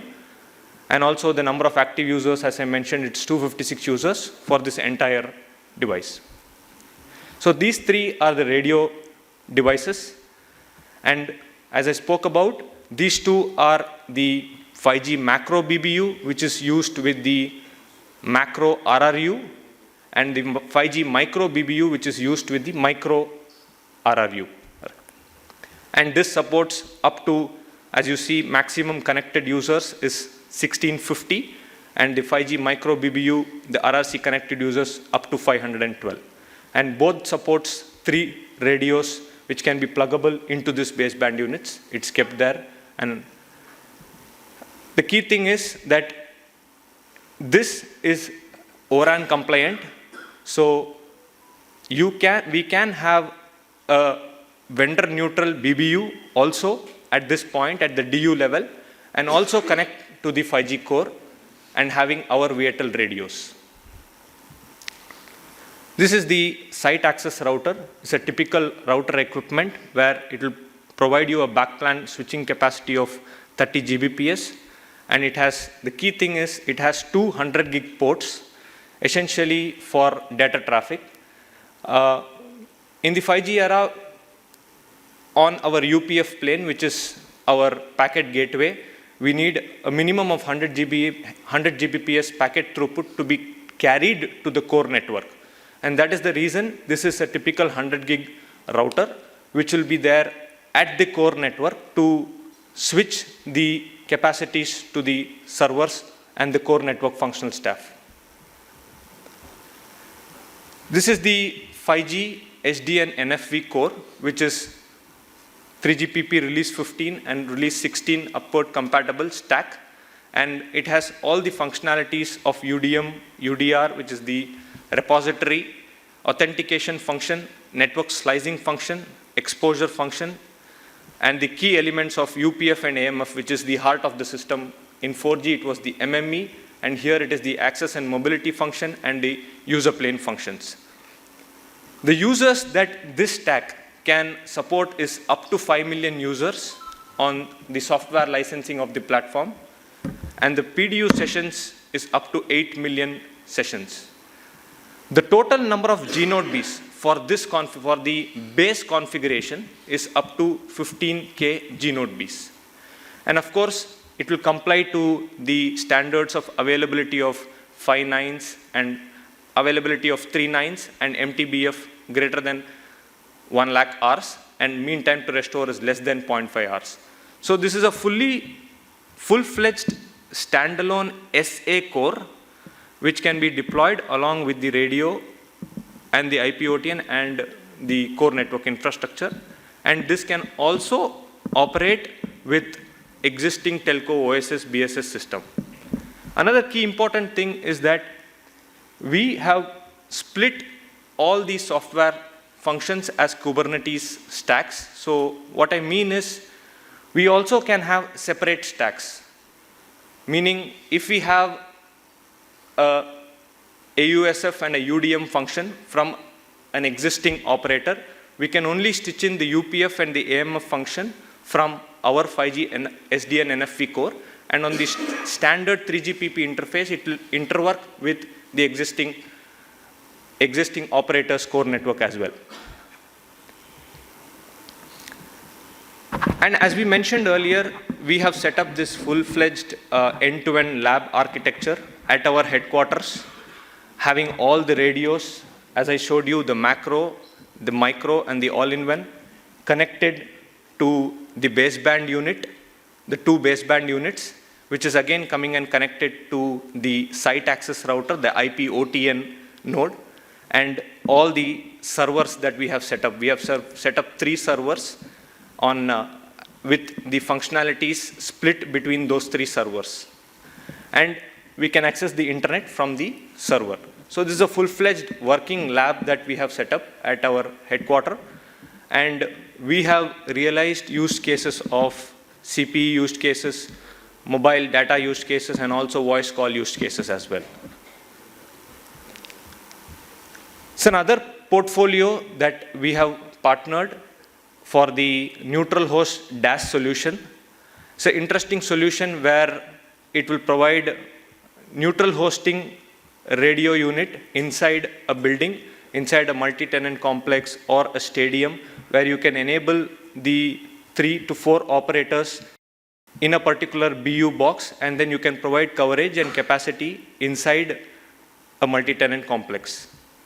So this is a Zone DAS RU radio unit, which is essentially supporting the frequency bands 137 and also the N78 5G band, and it has 4 RF modules as well. So the use case of this particular solution is, as we know, for multi-tenant complexes, we need to bring the outdoor coverage to indoor. So we have a base station RRU which is there, and we connect from the base station RRU to the Zone DAS BU. Right? On the right hand side, you can see the Zone DAS BU. We connect the RF port to the Zone DAS BU. What is happening is we are converting the RF signals to the digital signals on the base unit, and from the base unit, we connect to this RU. Basically, this is a DAS, active DAS. And here in this DAS, it supports all the frequency bands, and on this BU, it will support multi-operator. So we can If I go to my, just quickly on how the configuration works. So I have band 1 and N78 band from operator 1, operator 2, operator 3, and also operator 4. I have 4 operators set up here, which is supporting band 3 LTE 1800 on 2x2 and N78 5G on 4x4.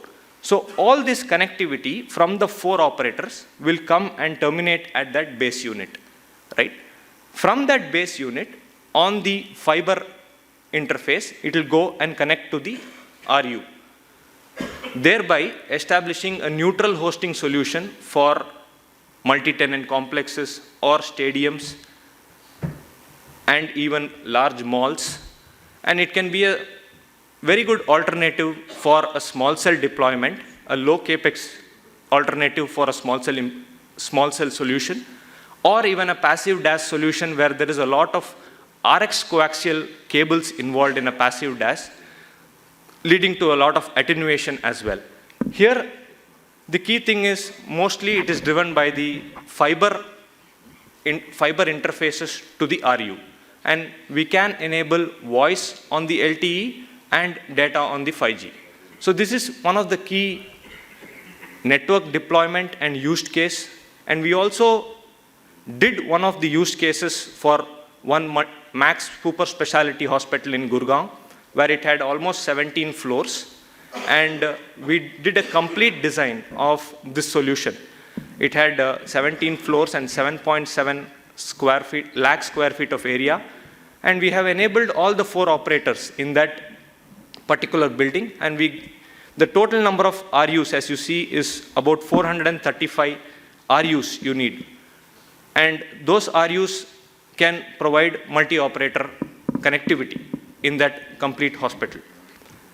And the total number of BUs are 16, and the total fiber required is 36K meter of fiber. As you see, similar to a Wi-Fi 5 and a Wi-Fi 6 access point, this RU can also provide up to 2,000 to 2,000 square feet of coverage, and it can support up to 32 to 64 users per RU. So this is the active DAS solution, and we have done a case study for the active DAS solution. The key thing is that active DAS can be a very ideal, very cost-effective, and a fiber-based deployment solution from a passive DAS. And also it can be a good solution, good alternative solution to a small cell device as well. And this will provide up to 40 Mbps to 50 Mbps per RU as well. Of course, for high-end applications, up to 100 Mbps and 150 Mbps, where you need large capacity, small cell will come into play, but this is an alternative solution that we have. Now let me move on to some of the case studies which we have proposed to Airtel as well as Jio. As I said, for Bharat 5G mission, we focus on the case study of rural deployment on N78 band. So we took 4,000 villages out of the 250K villages. And in these 4,000 villages, how do we establish the connectivity, the subscriber density, and to provide coverage and capacity to all the villages? So we categorized the villages into small, medium, and large, typically of square kilometer area 1x1 for small villages, 1x2 for medium villages, and up to 2x2 for large villages, and population densities varying from 500 to 1,000 to 2,000 for small, medium, and large villages. Our RF coverage analysis, because we have extensive knowledge on RF design and planning on atoll asset, so we did an RF coverage analysis and a maximum allowed path loss analysis for covering 95% of the village with neg 95 dBm receiver sensitivity. And you can see that we have up to 70 70 Mbps on DL for 40 megahertz channel and up to 100 Mbps on DL for 100 megahertz channel. The radios used are two types of radios. We believe that the micro RRU and the all-in-one radios are very ideal for the village scenarios.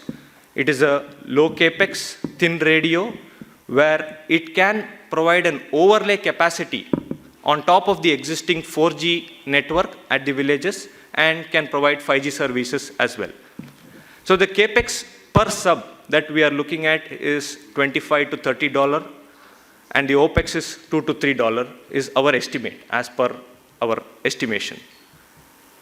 And this is the typical architecture that we look forward in the villages case study, where you have 2 cross 2 square kilometer is a town or a small hub where you have up to 1,500 to 2,000 subscribers, and you can have a deployment mix of micro as well as all-in-one.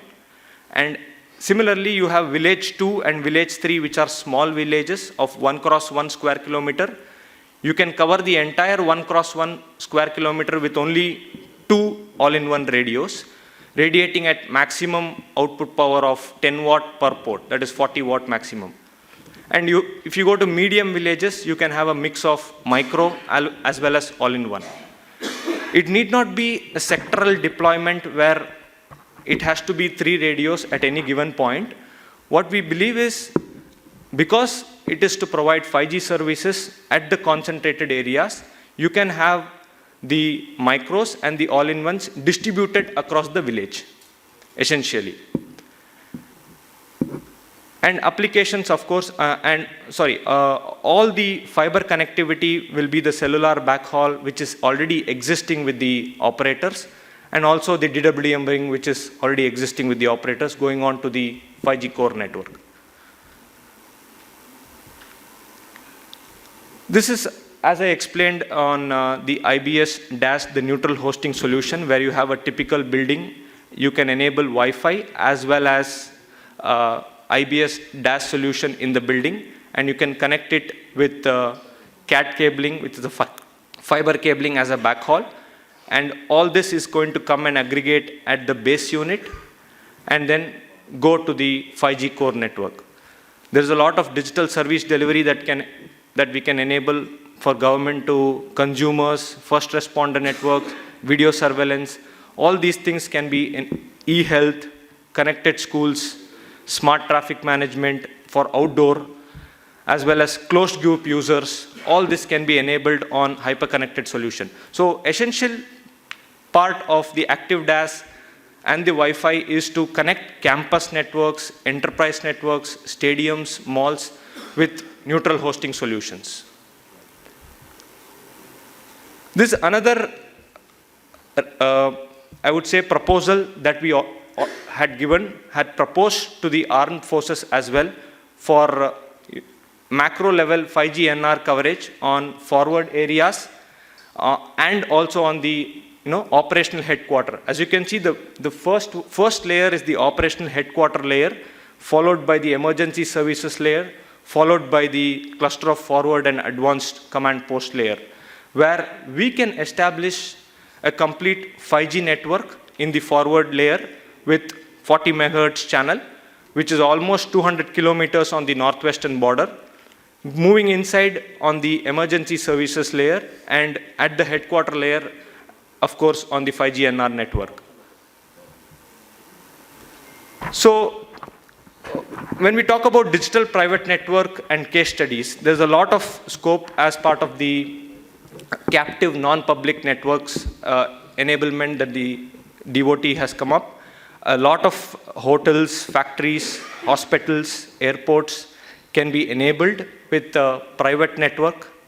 And the applications that you can see for private network, because now that we are talking of 40 megahertz, 60 megahertz and 100 megahertz channel bandwidth, the EMBB levels are going up to 50 Mbps to 100 Mbps. It is no more at 10 Mbps and 15 Mbps. Ultra low latency of less than 1 millisecond is what the 3GPP specification says. and MMTC of 10 to the power of 6 per square kilometer. So drones, video surveillance, AR, VR, sensors, smartphones, all these are the typical applications that we see in some of the proposals that we propose in the US as well and in the Middle East region as well. And all this has to have wireless connectivity, 5G wireless connectivity driven by those channel bandwidths provided by the G-Node Bs, moving on to the core network infrastructure.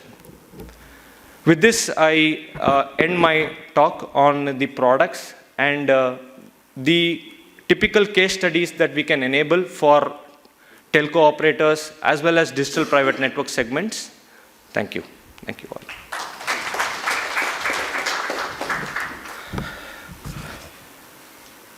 Thank you, Anand. So now we move to the second last speaker, that's Karthik, who's was the Vice President of Engineering and Service Delivery of the Quadgen. Karthik.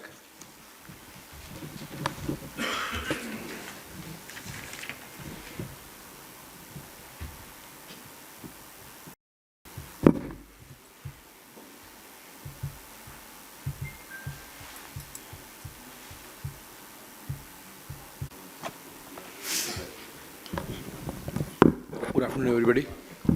Am I audible? Thank you. So, thanks to Anand. So, he explained about much of technical, so I don't want to bore most of you, but again, revisiting the same technical details of the products. So, ladies and gentlemen, and beloved guests, and all the tech enthusiasts who's present in the room, welcome. I welcome you all for Bharat 5G event. So myself, Karthik, Vice President, Quadgen Wireless Solutions, honored to stand in front of all of you.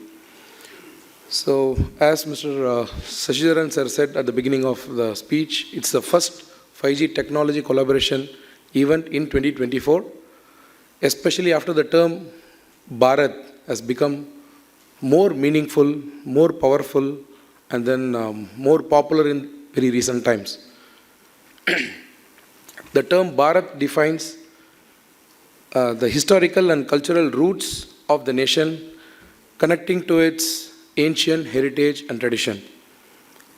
The Bharat backbone, the real strength of the backbone is rural, we all know. So the 5G mission focuses on providing affordable and always available 5G broadband services for rural and suburban areas. The Bharat 5G mission represents a crucial initiative in India's technological evolution, positioning the nation at the forefront of global 5G revolution with the commitment to innovation, connectivity, and economic advancement. The mission seeks to deploy state-of-the-art 5G across the country. With collaboration, adaptation of best practices, and the vision of the future, the Bharat 5G mission signifies a pivotal step towards unlocking the full potential of digital connectivity in the heart of Indian subcontinent. So, I would like to present few slides. I will not take much time. We'll close it up in 5-10 minutes. So, how are we going to, as a Quadgen, how are we going to replicate our service delivery experience, what we used to deliver for US telco customer to India?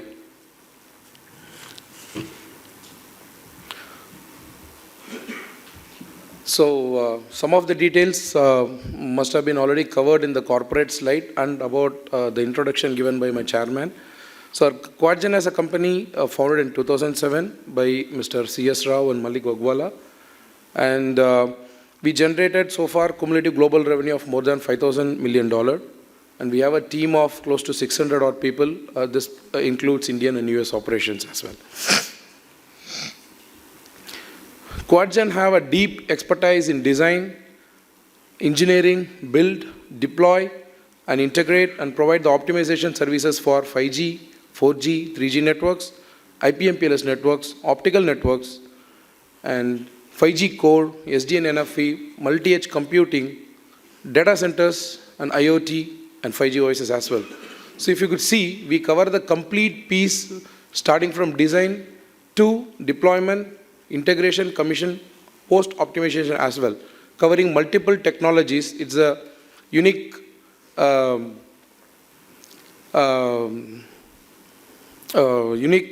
plus point about Quadgen, which we cover end-to-end piece. So we have executed some of the large projects in India, like for Andhra Pradesh State Fiber Grid Network, Telangana Fiber Grid Network, and smart cities for Bhubaneswar, which is rated in India world's top 20 in of the smart cities establishment, the report released by one of the global agencies. So few of our esteemed customers and clients which we used to supported from right from 2007 onwards, AT&T, T-Mobile, Verizon, and recently we have also deployed the Dish Telco Network Operator, which is the world's first cloud-native open 5G RAN network, where our team has taken care of the complete infrastructure for the Dish Telco Operator. And we have a strategic partnership with Mastec and Qualcomm and MHD, GCC for global Oman telco customers and Honeywell. And with OEMs, we have partnered with multiple different OEMs, as you could see.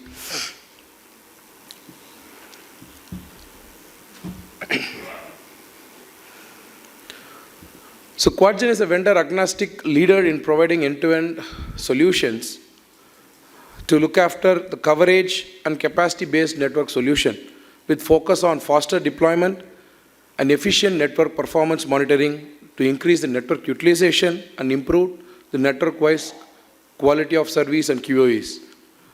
Like how we have replicated in US telcos, and we are running this service delivery businesses for almost 15 years now. With that kind of experience we partnered with Viatel, and then we are confident to replicate the similar model in India as well.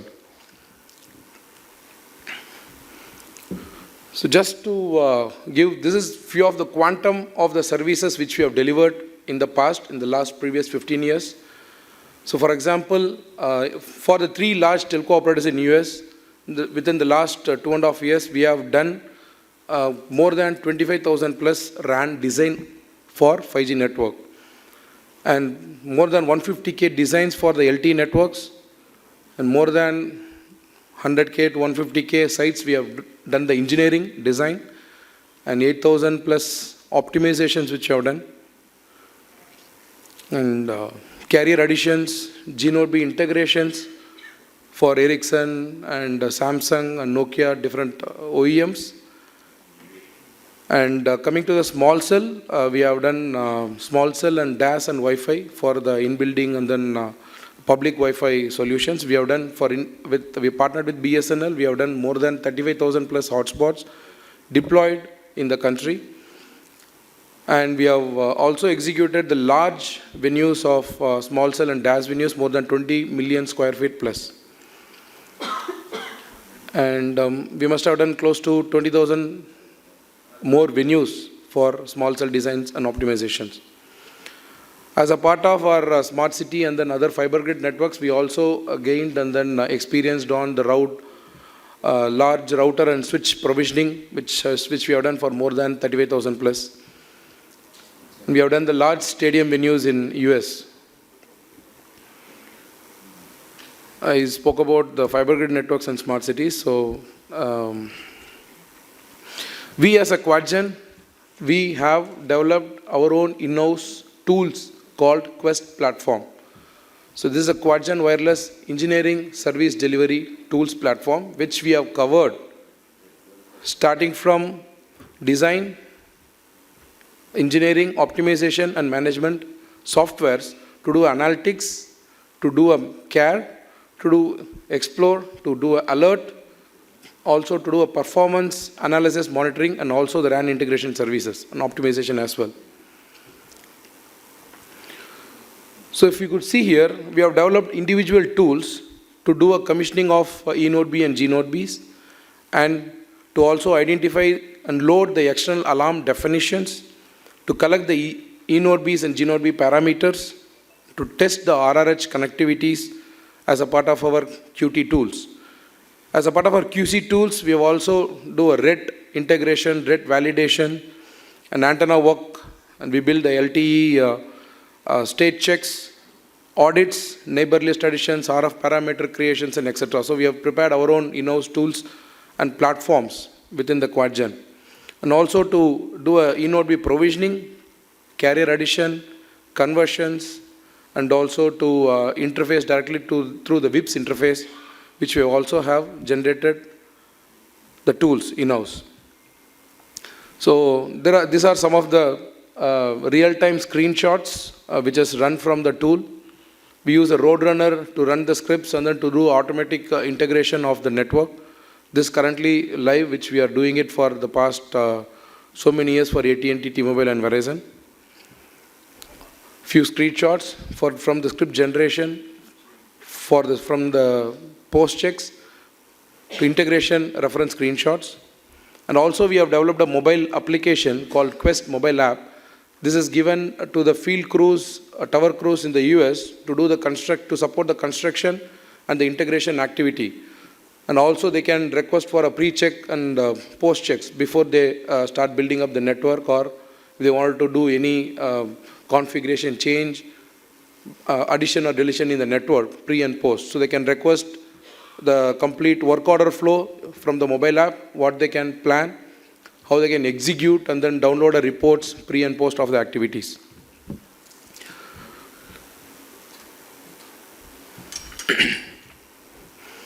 So bagging all this experience, what we have delivered for US telco customer, we are here, QuadGen, to offer the similar services in India, which covers RF engineering. Under RF engineering, we can do ORAN, CRAN, vRAN, coverage and capacity prediction, AML-based NPM, network performance monitoring, drive list and drive-based collection data, RF data analytics, and network performance testing.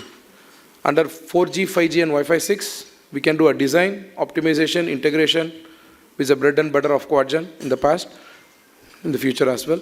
Small cell, venue-based coverage design, capacity design, interface mitigation, and coverage prediction plots, and integration with the telco CX core networks. In the transport, we can do a MME, 5G, 4G, MME configurations, OTN configurations, MEC configurations, SD and NFV configurations, and also 5G, NSA and SA core testing and integration services as well. We have done multiple network integration. We are also up to do the network integration in India for eNode B, gNode B, Wi-Fi, and different configuration management, 60 GHz wireless, SD-WAN, IP OTN backhaul, with all supported EMS and NMS integrations. So in conclusion, as we embark on this QuadGen inspired 5G journey, remember it's just not about the speed of data, it's about the speed of our dreams coming true. Let's embrace this 5G collaboration with open arms. Let's make Bharat the real 5G hub, where buffering is the word from the past and drop calls are just a distant memory. Thank you.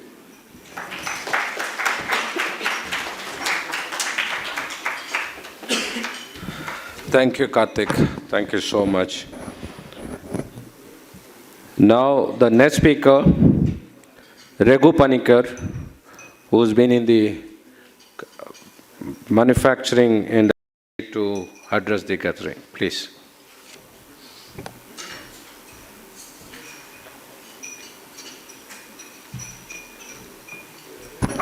Hello.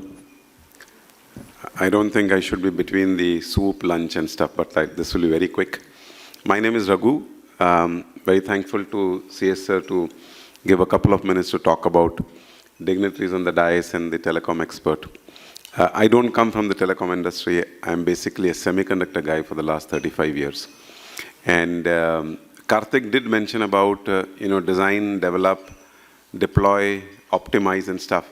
I think there was something missing in it, which is manufacturing. So before you deploy and you optimize, the word manufacturing comes in, and which is where Keynes technology comes in. We are one of the oldest manufacturing EMS, electronics manufacturing company in India, and we've been 38 years in the industry. We're tucked away very quietly in Mysore.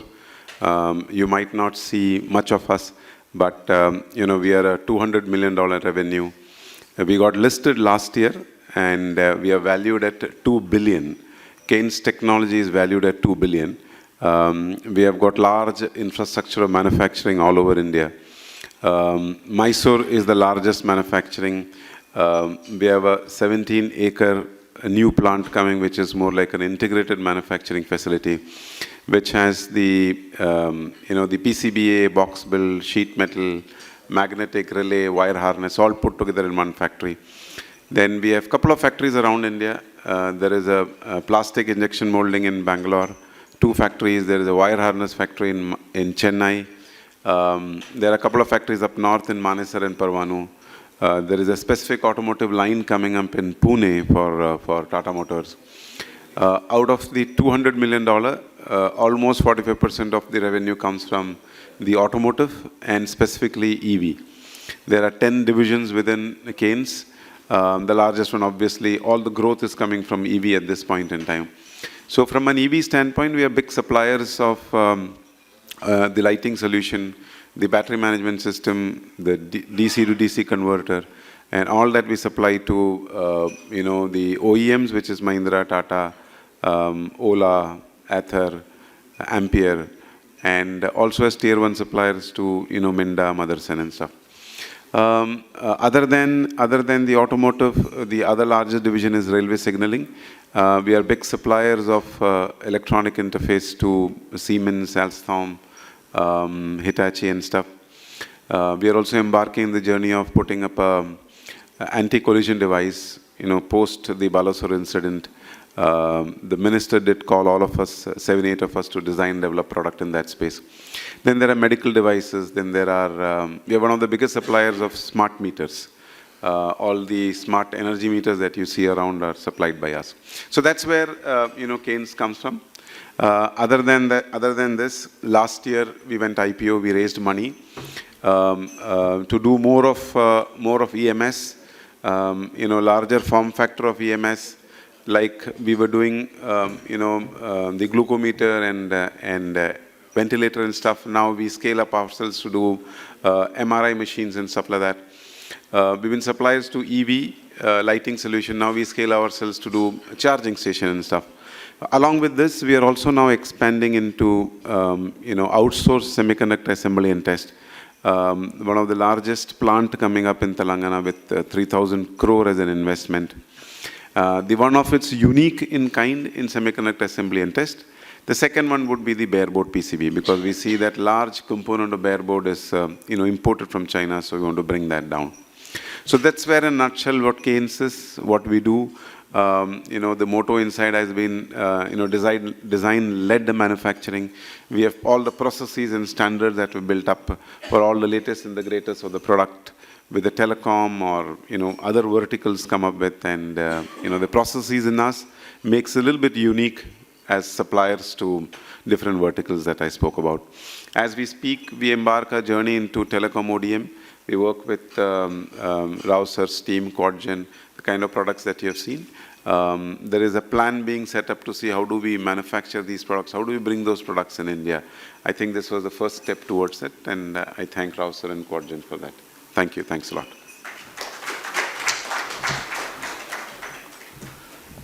Thank you, Raghubanika, for that. That's the manufacturing hub available if you want to get it done, any manufacturing. Now, for a short this thing, I invite my old friend Uday, whom I know for a long time, who works with Aptiva and etc., worked with extensively, and an IoT expert. Please, Uday.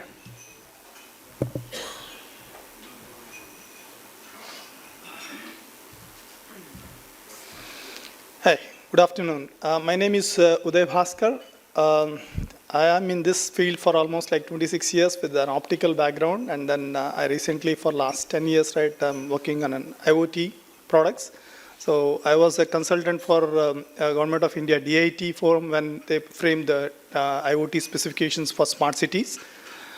And I saw actually, right, there's a lot need to go for the end devices, right, in the 5G deployment or 4G deployment actually.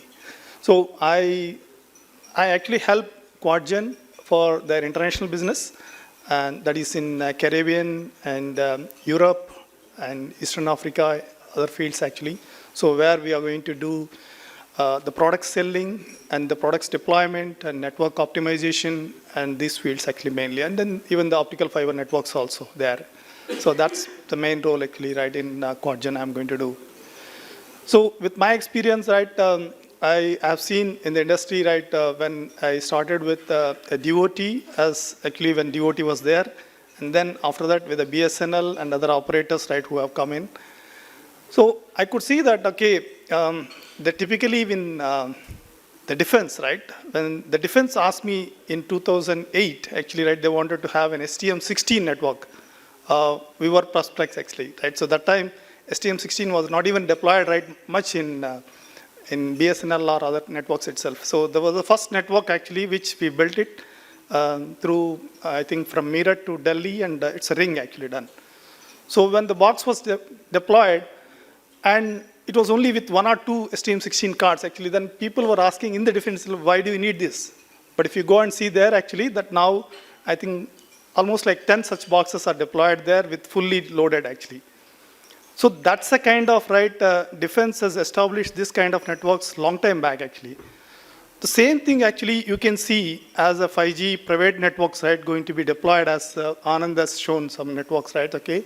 So they can look at these kind of networks for their actually, right, internal usage, then depending on other network operators, but I don't want to, right, kill the others' business, but actually, right, they can have their own networks. I think this is something, right, you need to look at seriously, and you have really expertise, right, and you have usage also for those kind of things actually internally in India itself. And this similar kind of requirements I'm getting from UAE and other Arabian countries also, right? So there they wanted to deploy their own networks. So maybe you should look at that actually, whatever 5G services are actually, right, explained right now. So we can help you in building those kind of networks and see that actually that whether you need that kind of services mainly.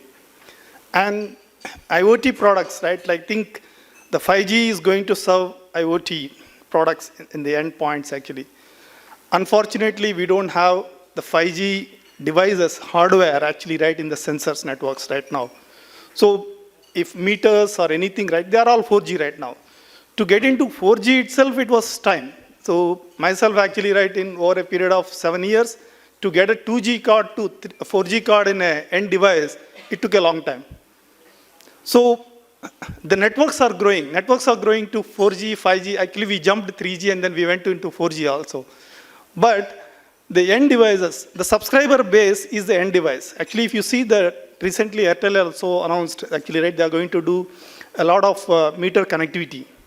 So that meter connectivity should happen or can happen only when there is a device at the end actually in the meter.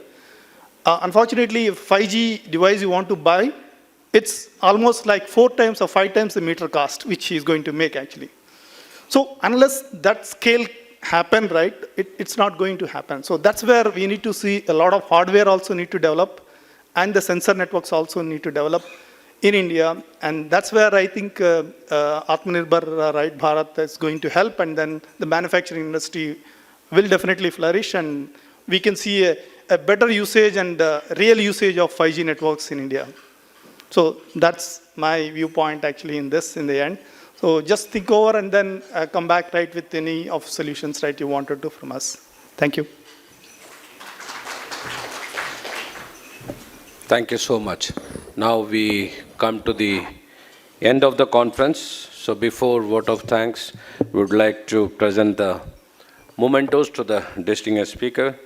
May I request C.S. Rao to present a memento to Sri Pathak ji.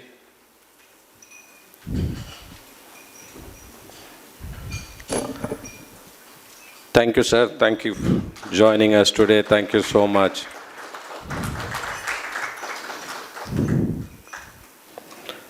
Then to Mr. Nguyen Ting Long.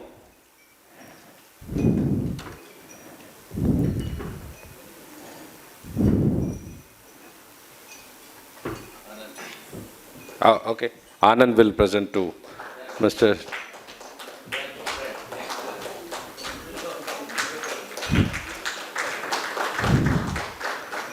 Then to Troy Hong. Karthik will present to Troy Hong.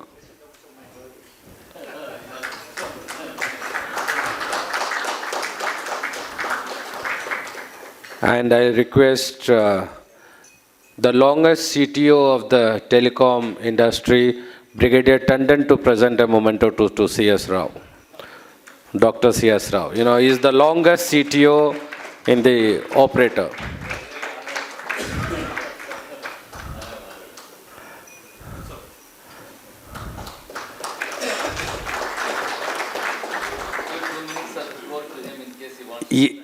No, thank you, sir. Thank you so much.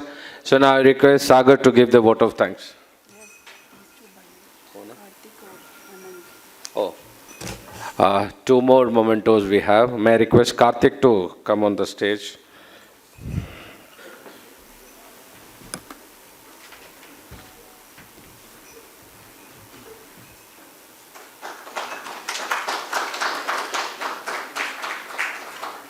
And to Anand.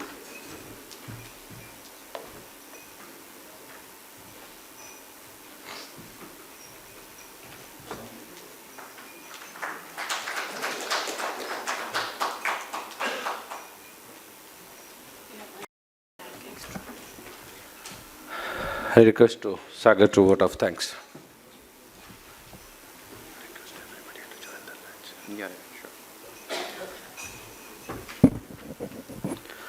Good afternoon, ladies and gentlemen. As we are nearing the event, I would like to give the formal vote of thanks. So myself, Sagar Jairaj, I'm the 5G 4G Solutions Engineer, Quadrant Wireless Solutions. I, on behalf of Quadrant team, would like to thank our esteemed guests for their warmth shown to this 5G event despite the chilly and nearly freezing weather of Delhi. On behalf of Quadrant, I would like to thank our collaborators, Vietels, Mr. Long, and AI20X, Mr. Tree, for partnering us, showing their trust and support on the Bharat 5G mission launch.